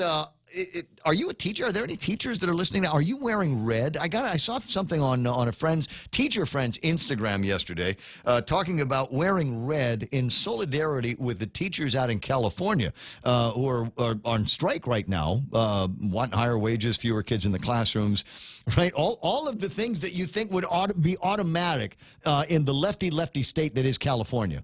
But that's not necessarily the case, and so I think she was going to be wearing red to class today in solidarity with them, and we got to talking about how those kinds of things were handled here in the past, and I remember the teachers' strike in the early 1980s. I remember that. I was a student at the University of Guam, and I remember they went out on strike. And I drove to school that day because I was supposed to go to school. They weren't going to give me any credit for missing classes just because my teacher was on the picket line. And it was the most awkward thing I remember driving up to the University of Guam in my old Ford pickup truck. Which, I'm sorry, it was a Mazda, but made by Ford, right? Oh, okay. You know which one I'm talking about. Big tanky looking thing. Mm-hmm. Anyway, so I pull up on the picket line, and there are my instructors. Virtually all of them that chose to go ahead and walk out of the classroom and go on strike. And then I remember going to the classroom, and there was nothing to do. There was no teacher in there because he was out on the strike line. He was on the picket line doing his thing. And then I remember there was a day that a whole bunch of teachers chained themselves to the door. This is the kind of passionate people that we had back in the day. They chained themselves to the door of the legislature. And I'm remembering it like it was yesterday, the smells of this place. And there were handcuffs and chains and people running all over. The police were called. I swear they were going to hit us with tear gas. And when I say us, I was working at the time, I was working at K-Stereo, and we had a news department there. Mm-hmm. And so I was walking around with the old Marantz tape deck looking for interviews and getting sound. And all of a sudden I hear sirens and hear people screaming and running in my direction. And I thought, I better get out of here before this turns into Kent State. Because you just never know when people's passions got up around those times. As a result, there's no striking for teachers here on Guam. And I always thought that was a kind of an interesting end result of all of that. There is a Guam Federation of Teachers, and to the degree that they find themselves successful negotiating with the government of Guam. Ask Benita Maglonia about that. To the degree that they may or may not find themselves successful, they seem to have got things moving at least a little more forward than I thought. You know, it's funny how this thing about passion, it's been kind of a focus of the talk here for about 10 minutes, and it got me to thinking. You realize how the paradigm of passion has shifted. Back in that day, you had people who were willing to bond together and show passion in solidarity of each other. In other words, it was about the group. What's good for all of us? Let's join together and do this thing. Now, people only have passion for themselves. Agree, disagree, right? I mean, I see, but there's a common ground there. I think one of the reasons I think people have kind of forgotten how to do that. There's more and more people that will go out and find passion and solidarity. The LGBT community is an example that will go out. Well, let's have a march at the drop of a hat. There are a couple of people in the medicinal marijuana community that will stand outside and wave. We see that kind of passion in politics, and we just came through the election with Lou and Josh and Ray and Carl and Frank and Dennis and all of those other people that ran for governors, and there was a lot of passion behind those campaigns. But I think sometimes it would come down to some just basic issues. What are we paying teachers as an example versus what are we paying other members of the public employment family? which was what the debate was there. But people were so incensed about it, and people were so passionate about it that they would chain themselves to the door. There were processions, if you will, around Gagnon, around the administration building, protesting all of this stuff. For me, a 20-year-old kid, this is the most exciting thing I've seen.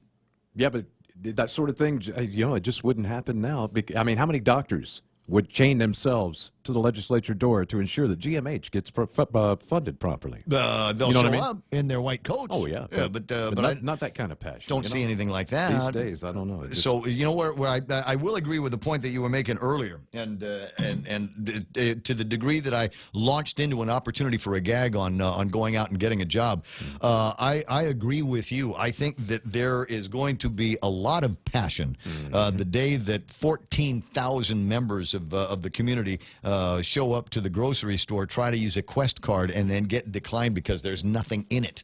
I think then we're going to see quite a lot of passion when that occurrence happens. And I'm not saying it's going to happen, but there's a possibility that it will happen as long as Trump is dug in, as long as the minority members of the Senate and the majority members of the House are as dug in as they are. I don't know that there is going to be a near-term end to this federal government shutdown. Now, recognize it's just time hack here, 9:29 in the morning or so, and I just said that there's no nearterm fix for it, which means it'll probably get fixed overnight. Yeah, we'll talk about. They may be fixing it right now as we're speaking. Yeah, but from what I've seen heretofore, I think I'm pretty safe in saying that I don't know that there's going to be a solution to this problem. Rick Leon, it was the same old story of money, no teacher pay raise, yet the legislature gave themselves pay raises.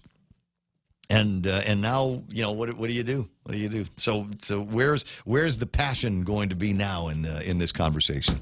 888-825-5888-TALK. Shall we into the break? Sure, why not? 9:29 is iConnect time. Swing by iConnect because I told you. Just do it because I'm tall. I said do it because I have a beard. The bearded guy on the radio said, go to iConnect and ask them about 2019 telecom plans. Isn't that fun? Push-to-talk and mobile and internet and any other combinations thereof. They can hook it up for you at iConnect. 888-8888. Security Title is honored to sponsor Ray Gibson on The Point. In 2019, we resolved to continue our mission of protecting and ensuring the land and homes of our beautiful island. Additionally, we resolved to maintain our vital connection to our families and our community. Protehi Itanotmo, protect your land. When it comes to your family land, remember to call the professionals at Security Title, just like you call Ray Gibson in the morning. Hey, they've got a bundle it up plan over at Nambo's that's going to save you a whole bunch of money. Save up to 50% with Nambo Insurance's bundle up plan. The number is 477-9754. Are you not getting paid what you're worth? Or not reaching your full potential at your job? If you're pioneering, adventurous, competitive, love talking to people, and want to earn $100,000 per year, sell cars on U.S. military bases with Military Auto Source. Start on Guam, stay on Guam, or move to Japan or Korea. To see if you qualify, visit MASEastasiarecruiting.com. Military Auto Source, helping you reach your full potential. The Extra Point with Jerry Roberts of Guam Training. If I told you that the overall style of managing workers hasn't evolved much in the last 100 years, and it's about to change big time, how would you react? I'm Jerry Roberts, and at 7:20 a.m. on The Ray Gibson Show, that's where we're headed next. You can find daily transcripts of The Extra Point at GuamTraining.com. Tune in every weekday morning at 7:20 for The Extra Point with Jerry Roberts, brought to you by Guahan Insurance Services on The Ray Gibson Show on 93.3 The Point.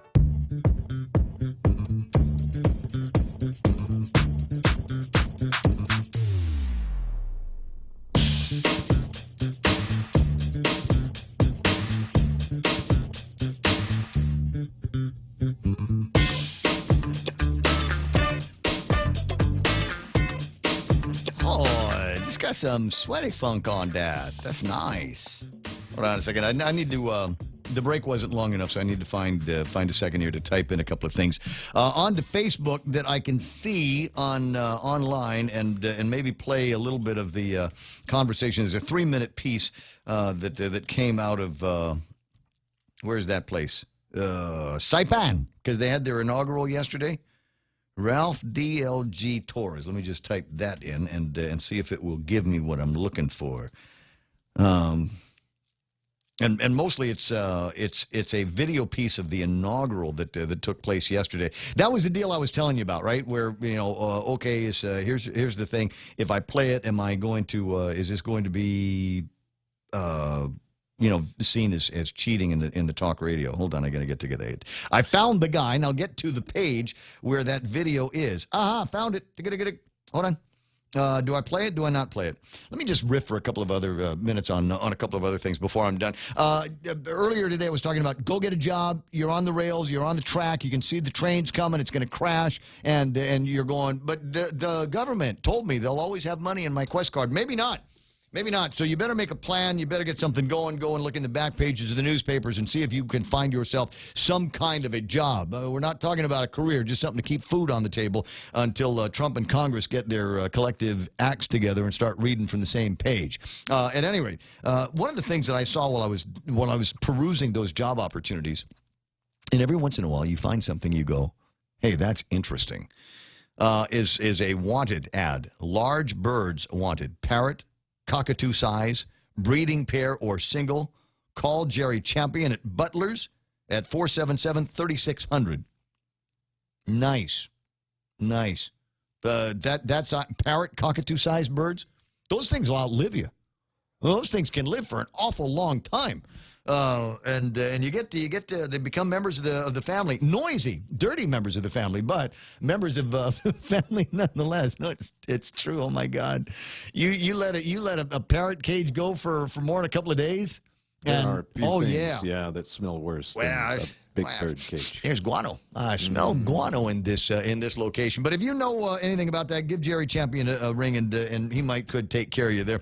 There's a survey that took place, and in my mind, this is a changing of the guard, if you will, a very noticeable changing of the guard. I'll read you the results of an online poll, and then tell you why it's interesting.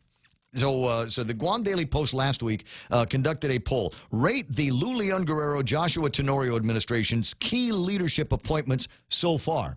And I believe this would have taken it right up through the announcement of Madeline Bradallo going to Washington, D.C. And, oh, by the way, Mark Cruz wins.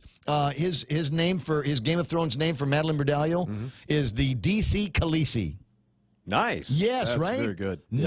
Perfect. Well done. Good job. Work on something like that for Carl T.C. Gutierrez. We're actually going to use that. That will be used forever now. Madeline Bradallo is no longer going to be known on this program as the D.C. liaison. She is going to be the D.C. Khaleesi.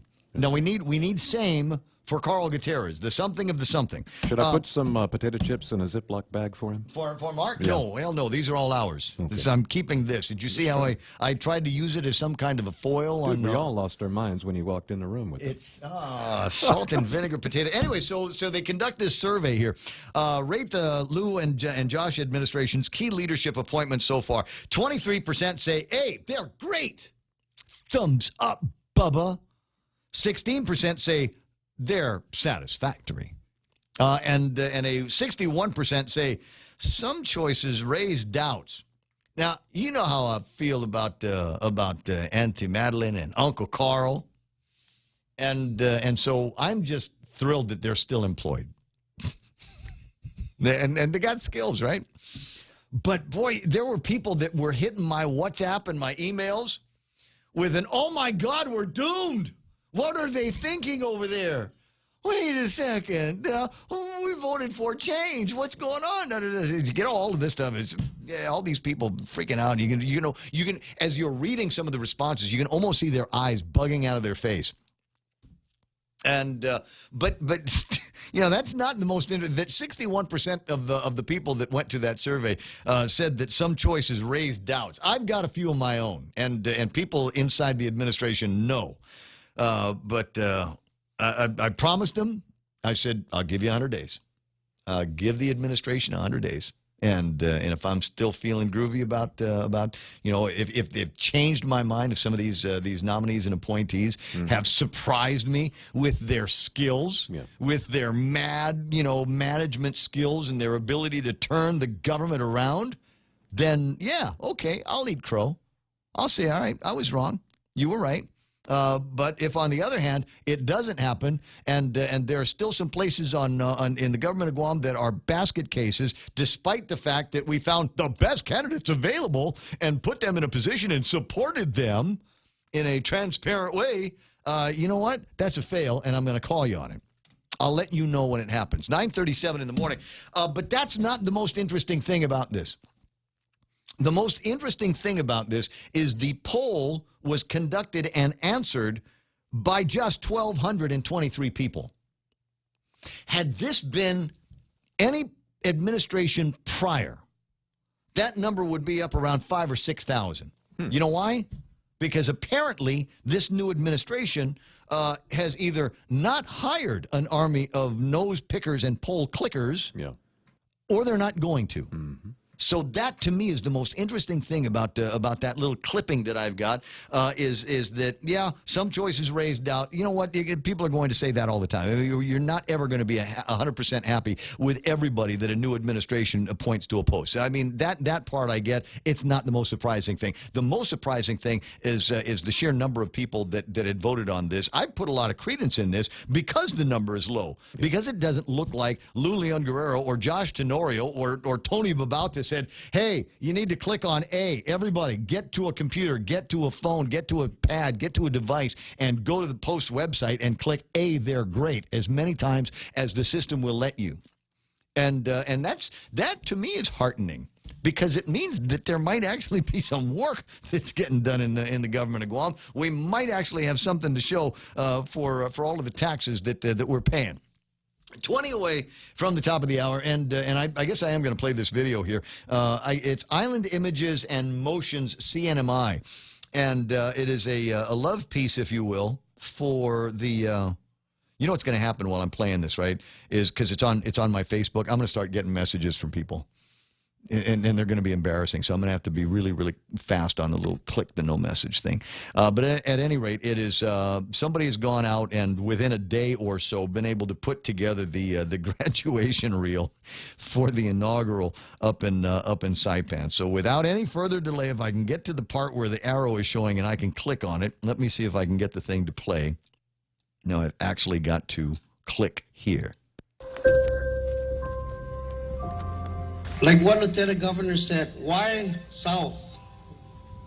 Aside from having the disaster here, this is where I grew up, just a couple blocks away down there.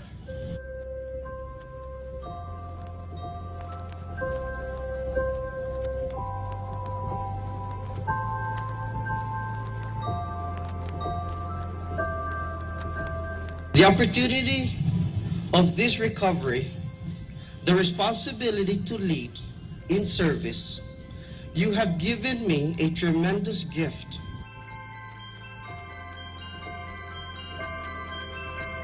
Governor Torres and I pledge our commitment to provide you with effective and exceptional leadership.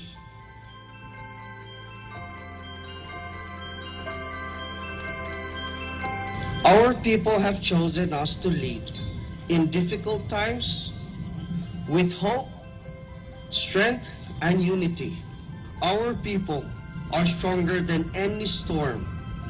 We are Marianas strong.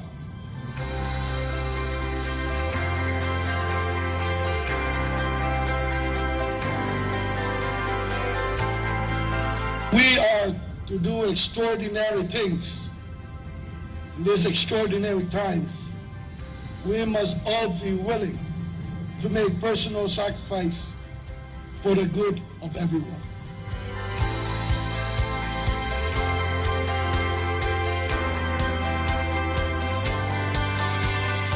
I can imagine where we've been, and I see all of what we have done together. I see that while we have so much changed since my youth, the people are just as I remember. Thank you from the bottom of my heart, and thank you for being with us today. As a community, that we will do the same for you whenever the need arises.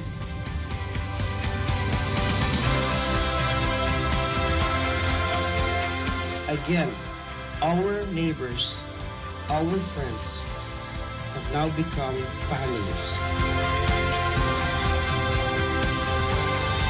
Let's get to work, Marianas. God bless us all. God bless the Commonwealth, and God bless America. It is my honor to serve you as your governor these next 4 years. Si Jesus Moasir, Iliso, un Guinaiza, un Familia, Tipio. God bless the United States of America, and God bless the Northern Mariana Islands. That's a nice piece. That's a nice piece. Obviously, the inaugural ceremonies that took place just a little bit ago up in Saipan in the CNMI, in the shadow, in the wake, if you will, of massive devastation, and it was one of the things about this. If you watch the video, and you can find it at the governor's webpage or Facebook page. And one of the cool things about it that you can see is how amazingly that part of town has bounced back. You could not tell by looking at that video that there had been just a couple of months ago a devastating Category 5 typhoon, super typhoon, that washed up over that island. It looked absolutely terrific. So congratulations and kudos on getting all of that stuff done and getting it done in time for the inauguration. You might have seen a couple of familiar faces in there as the crowd, as the camera panned over into some of the crowds. There was one that stood out, popped right out at me, was Roy Respigio's, now running things over at the port. He was there. My understanding is there's a few other members of the administration that flew up for the inaugural as well. Haven't gotten too much by way of stories back from him. We were hoping to find the governor to see if she had any comments today on. Do you like the way that sounded? Looking for the governor to see if she had any comments on what that inaugural ceremony was like, and what more we might be able to do in this interesting time that we're living in, where maybe there's an opportunity for a little bit more of a closer contact. You know, the storm reminded us how integrated our communities are and how close we all are in the Mariana Islands. So I wonder if maybe there was a little bit more of that kind of conversation between us and them, and more opportunities for us to work together over the next 4 years or so. 9:44 in the morning, 888-825-5888-TALK. I will say something about the production on that. And it is simply this: drones are spice, right? You use too much drone in your video footage, and it just, you know, there's a point where you get to go, wow, that's too much. All of a sudden, you're noticing the drone footage as opposed to what it is that the drone is trying to show you. So I'd always be very careful, always hesitate to use a whole lot of effects. And I know it's great. You got a drone and you want to fly it around and do all kinds of other stuff with. Just choose your shots very, very wisely. Concentrate on the individuals that you're trying to focus on, as opposed to the fact that, look at me, I got a drone. Let's go drone. Music was nice. Like the music. Neat piece of production. Anyway, so where do we get to go in the last few minutes of the program? How do we close this deal today? You know, one of the things that I like to do, I love talking about this, is crime fighting, babe. Where is this now? This is important. No, I'm sorry. I was distracted. Because I wanted to see if there was anything that was playing around on the Facebook Live. It's been a couple of minutes since I've checked the messages here. Guam Church, a political force. Yeah, we talked about that. OOG, instead of Guam going forward, now headed backwards, says Pat Iriarte. Richard Leon says, same old story on the money. This a reference to the deal. Lilian Guerrero had her ceremony in Fieldhouse secured by police. You know, they could have had it outside, and as it turned out, it was the nicest day of all. But you know, the hens that got together to put this party together said, we don't want the possibility that there might be some kind of rain. As you might notice, if you look at the video again, apparently they had the same questions in the CNMI, that it might rain on their inauguration. So what did they do? Tents. They brought out a bunch of big white tents and laid them on the right and on the left and down the field, and that's how they did that. Apparently, we didn't have fences here on Guam. But I did. There was a message that I got from my prima Jessica Barrett. Jessica Barrett, last name Barrett Plumbing, and so yesterday I told you the story early in the program when my hair was doing different things because it was virtually matted down because I only had enough water to lather and rinse, but now they're not enough to lather, rinse, repeat. And so that, wreaked havoc on me. I'd accidentally cut the water line to the house. Smart, right? I didn't know. I blame somebody else. I'm not blaming me. And so I had to take care of my morning essentials with 2 bottles of water that I would normally use to make coffee and run with. But and so it was imperative for me to meet up with the Barrett Plumbing people at the house yesterday, who resolved my issues happily. And within about an hour of coming in with the equipment, the tools that they needed to get the job done, I was back to flushing. There you go. And I got to tell you, and people that have been through typhoons, things like that, know this. After a while, and even if a while is just a few hours, there's something about the sound of a toilet flushing. You just go, okay, I'm alive. I'm feeling like a human being again. This is great. I'm not bucket flushing. I'm not living like an animal. I'm not going outside. I can flush. You can do something as simple as rinse your hands off in the sink. Yep.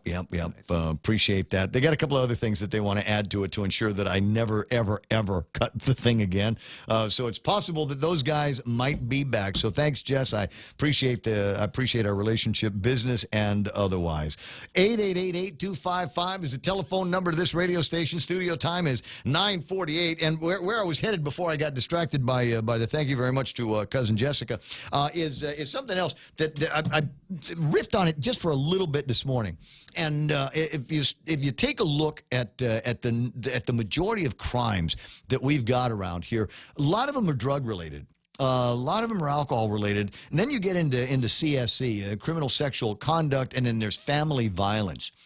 And arguably, many of these cases stem from a guy having a bad day, taking too much of something, and then taking it out on his woman when he gets home.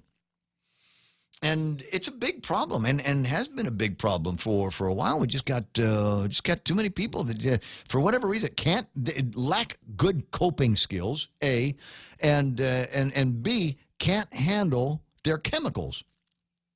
And so it's not a surprise, and frankly, just people that weren't raised right. So it's not a surprise when you read the magistrate report and find a guy who's already been in trouble for family violence before, going after his old lady with a machete. And you go, what is that? What are we doing here? And so I'm hoping that, as we read stories like this, and guys that are playing the tickling game, how old was this guy? 22, 23 years old, playing a tickling game with a 15-year-old? There's 2 things that pop in my mind. Number one is a knucklehead, and B, this little girl's parents who need to make sure that she's not alone in a room with a guy that's X number of years older than her. So I don't know what the heck was going on there. But again, that's one of those things where I think we've got this matrilineal year of the Maga Aga, and the future is Famalaan. And now I'm going, okay, well, you know what? There's some work that you guys need to do in this community. Maybe we can straighten some of that out.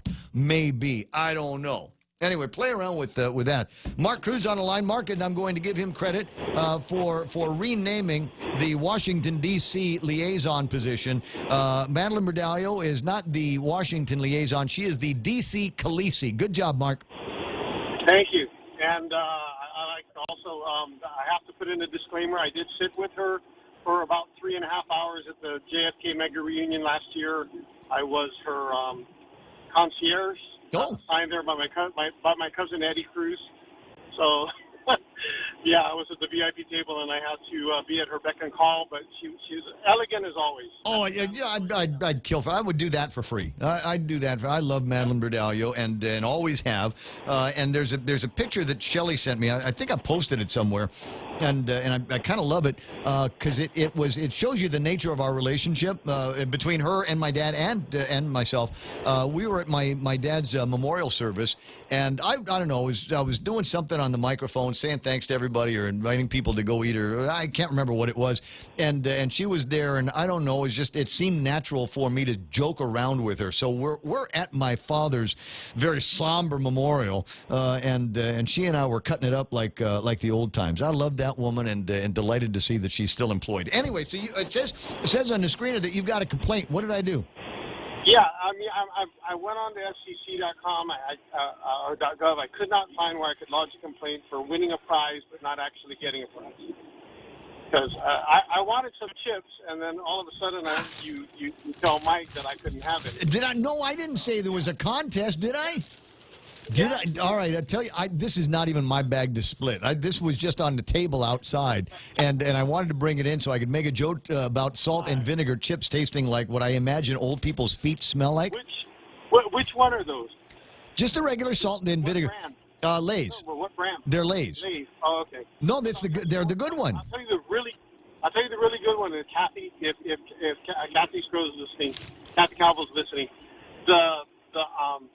The Essentials Everyday kettle corn chips at Payless are to die for. They're really good. They're really good. I've never had that. Yeah, and I wasn't too into their brand because they used to have the Western Family and then Essentials Everyday, and I've been picking up on it, and the Essential Everyday brand is actually pretty good. Ah, interesting. So Lay's and they have a kettle corn that's wasabi soy. It's not really my flavor, but my kids love it. Yeah. Wasabi soy. Yeah, the kids will eat anything. I mean, you come out with a booger-flavored something, and they'll eat it. But Lay's has interesting flavors. And, as I mentioned, I wasn't crazy about salt and vinegar the first time I tried it until I realized I'd eaten virtually the whole bag. And I'm going, okay, fine, I like it. And they've got a whole bunch of other flavors that they've released at the Houston Food Fest. Now, this is the suck sometimes of living on Guam. We get a lot of the traditional flavors, like they've got Michelob Ultra. You can buy Michelob Ultra, but did you know that there's a Michelob Ultra Lime? No. Did you know that there is a flavor of Budweiser that is low carb? Yes. So they got Bud Light, and then there's this other Bud that's low carb. We don't necessarily bring that in because it's like a niche market. So even though it's the big Budweiser brand, it's kind of nichey. And the guys over at Lay's have got all of these flavors that I think because we're Guam, unless they bring them in special for us, we're never going to get. I've actually tried this from Australia, Thai sweet chili. Well, you know what? They need a Spam flavored one. They've got a pimento cheese, which is also good. Lobster roll, fried pickle with ranch. That one sounds good. How about one that tastes like deep dish pizza from Chicago? That I would eat that too. Crab spice. Nah. There's a con queso that they have there. And they did a contest once, and I actually entered the contest because I wanted them to come out with a Finadenic flavored Lay's potato chip.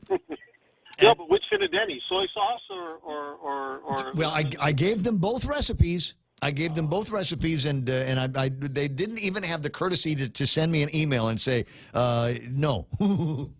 No, just that's enough out of you, Island Boy. So your next submission is Denancy. One of these days. Yeah, but who's Denancy? Oh, yeah. That would be because every household that has a Denancy has a different flavor. Yeah, my stepbrother Tommy makes a really good Denancy. Yeah? Yeah, I got nothing to compare that with. I got nothing in front of me that I can eat it with. I have to drop some off to you later. Has there ever been a Denancy competition on Guam?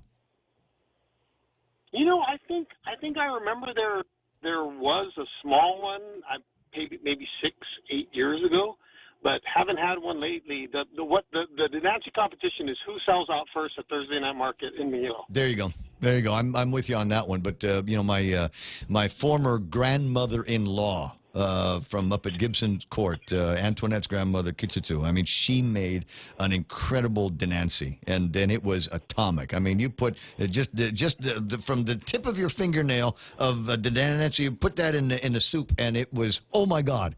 But it had some great flavor. She was good at it. She actually cooked it in the backyard with a gas mask. Yeah, we go down to the ranch and get the sali and put it together. Man, that was good. Hey, dude, I got to run. Okay. All right, dude, I'll talk to you later, and I'll find a way to get some salt and vinegar chips in your direction or something. Wait, one more thing. Happy birthday to my lovely wife, Joanne Cruz. Not mentioning her age, but just wanted to wish her happy birthday. Thanks. No problem. Happy birthday. Happy birthday. Where are you guys celebrating?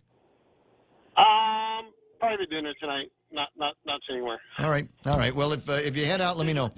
If you head out, let me know. I never know what's going to be happening. 9:57 and change. My buddy Mark Cruz on the line, and his complaint because he can't find it on the FCC Gov site. You know why? Because the FCC Gov site is, for all intents and purposes, on holdout because they've got because the federal government shut down. Do you need me to do a Wendy's now? Now? You want me to do a Wendy's commercial? I can talk about the giant junior bacon cheeseburger over at Wendy's. That should be a Lay's potato chip flavor, right? That in and of itself. There should be a Lay's potato chip that tastes just like the junior bacon cheeseburger. And in fact, maybe we'll come out with two. One that tastes like the giant junior bacon cheeseburger. Double the beef, double the bacon, and it comes in meal form. So for $5, you get the big burger, you get the fries, you get the nuggets, and you get a soda at Wendy's. Family Finance has been serving the people of Guam since 1959, and they'll continue to be there for you in the years to come. Whether you're looking to get a personal loan for that summer vacation or paying off those long overdue bills, Family Finance has got you covered. Apply for a personal loan from $1,000 up to $3,500 by calling Family Finance in Hagåtña at 475-4545, Upper Tuon 647-5626, or in Dededo 633-4473. Family Finance has been serving the people of Guam since 1959. It's important to have claims process that works for you. At Guahan Insurance Services, we make things simple and convenient. Same door you walk in to purchase your insurance is the same door you open to file your claim. We can't pretend that the car insurance claims process is fun, but we can promise a hassle-free and speedy recovery without any runarounds. For your home, auto, and business insurance, visit us at the Camacho Landmark Center on Marine Corps Drive in Tamuning. Don't forget to like us on Facebook or give us a call at 475-1162 or text 929-SAVE. That's 929-7283. Is it 10 The o'clock? Extra Point with Jerry Roberts of Guam Training. Oh, you want me to keep going? Okay, yeah. Sorry about that, Jerry. We'll play that commercial for you a little bit later on.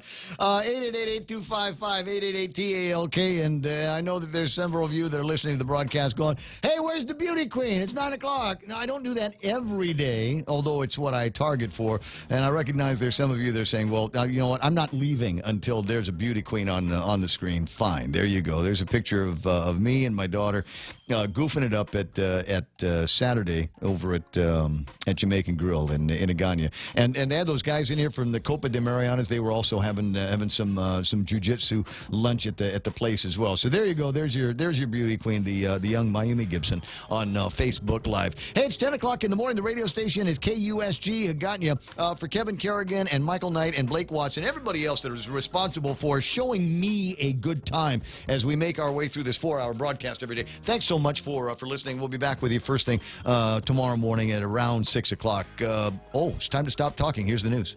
The suspect in the kidnapping of Wisconsin teen Jamie Claus and the murder of her parents nearly 3 months ago, appearing in court via video link. Jake Thomas Patterson being held on $5 million bail. He's charged with kidnapping and murder. Jamie deserves enormous credit as a 13-year-old, and she has such bravery to have done what she had done. But there were many, many others as well that if all those pieces had not fallen into place on that particular afternoon, the outcome could have been very different. Barron County District Attorney Brian Wright, who says Patterson plotted to kidnap the teen after seeing her board a school bus. He could face additional charges in Douglas County, where Jamie was held. Day 24, the government shutdown and the stalemate continues. The Republicans are really, really sticking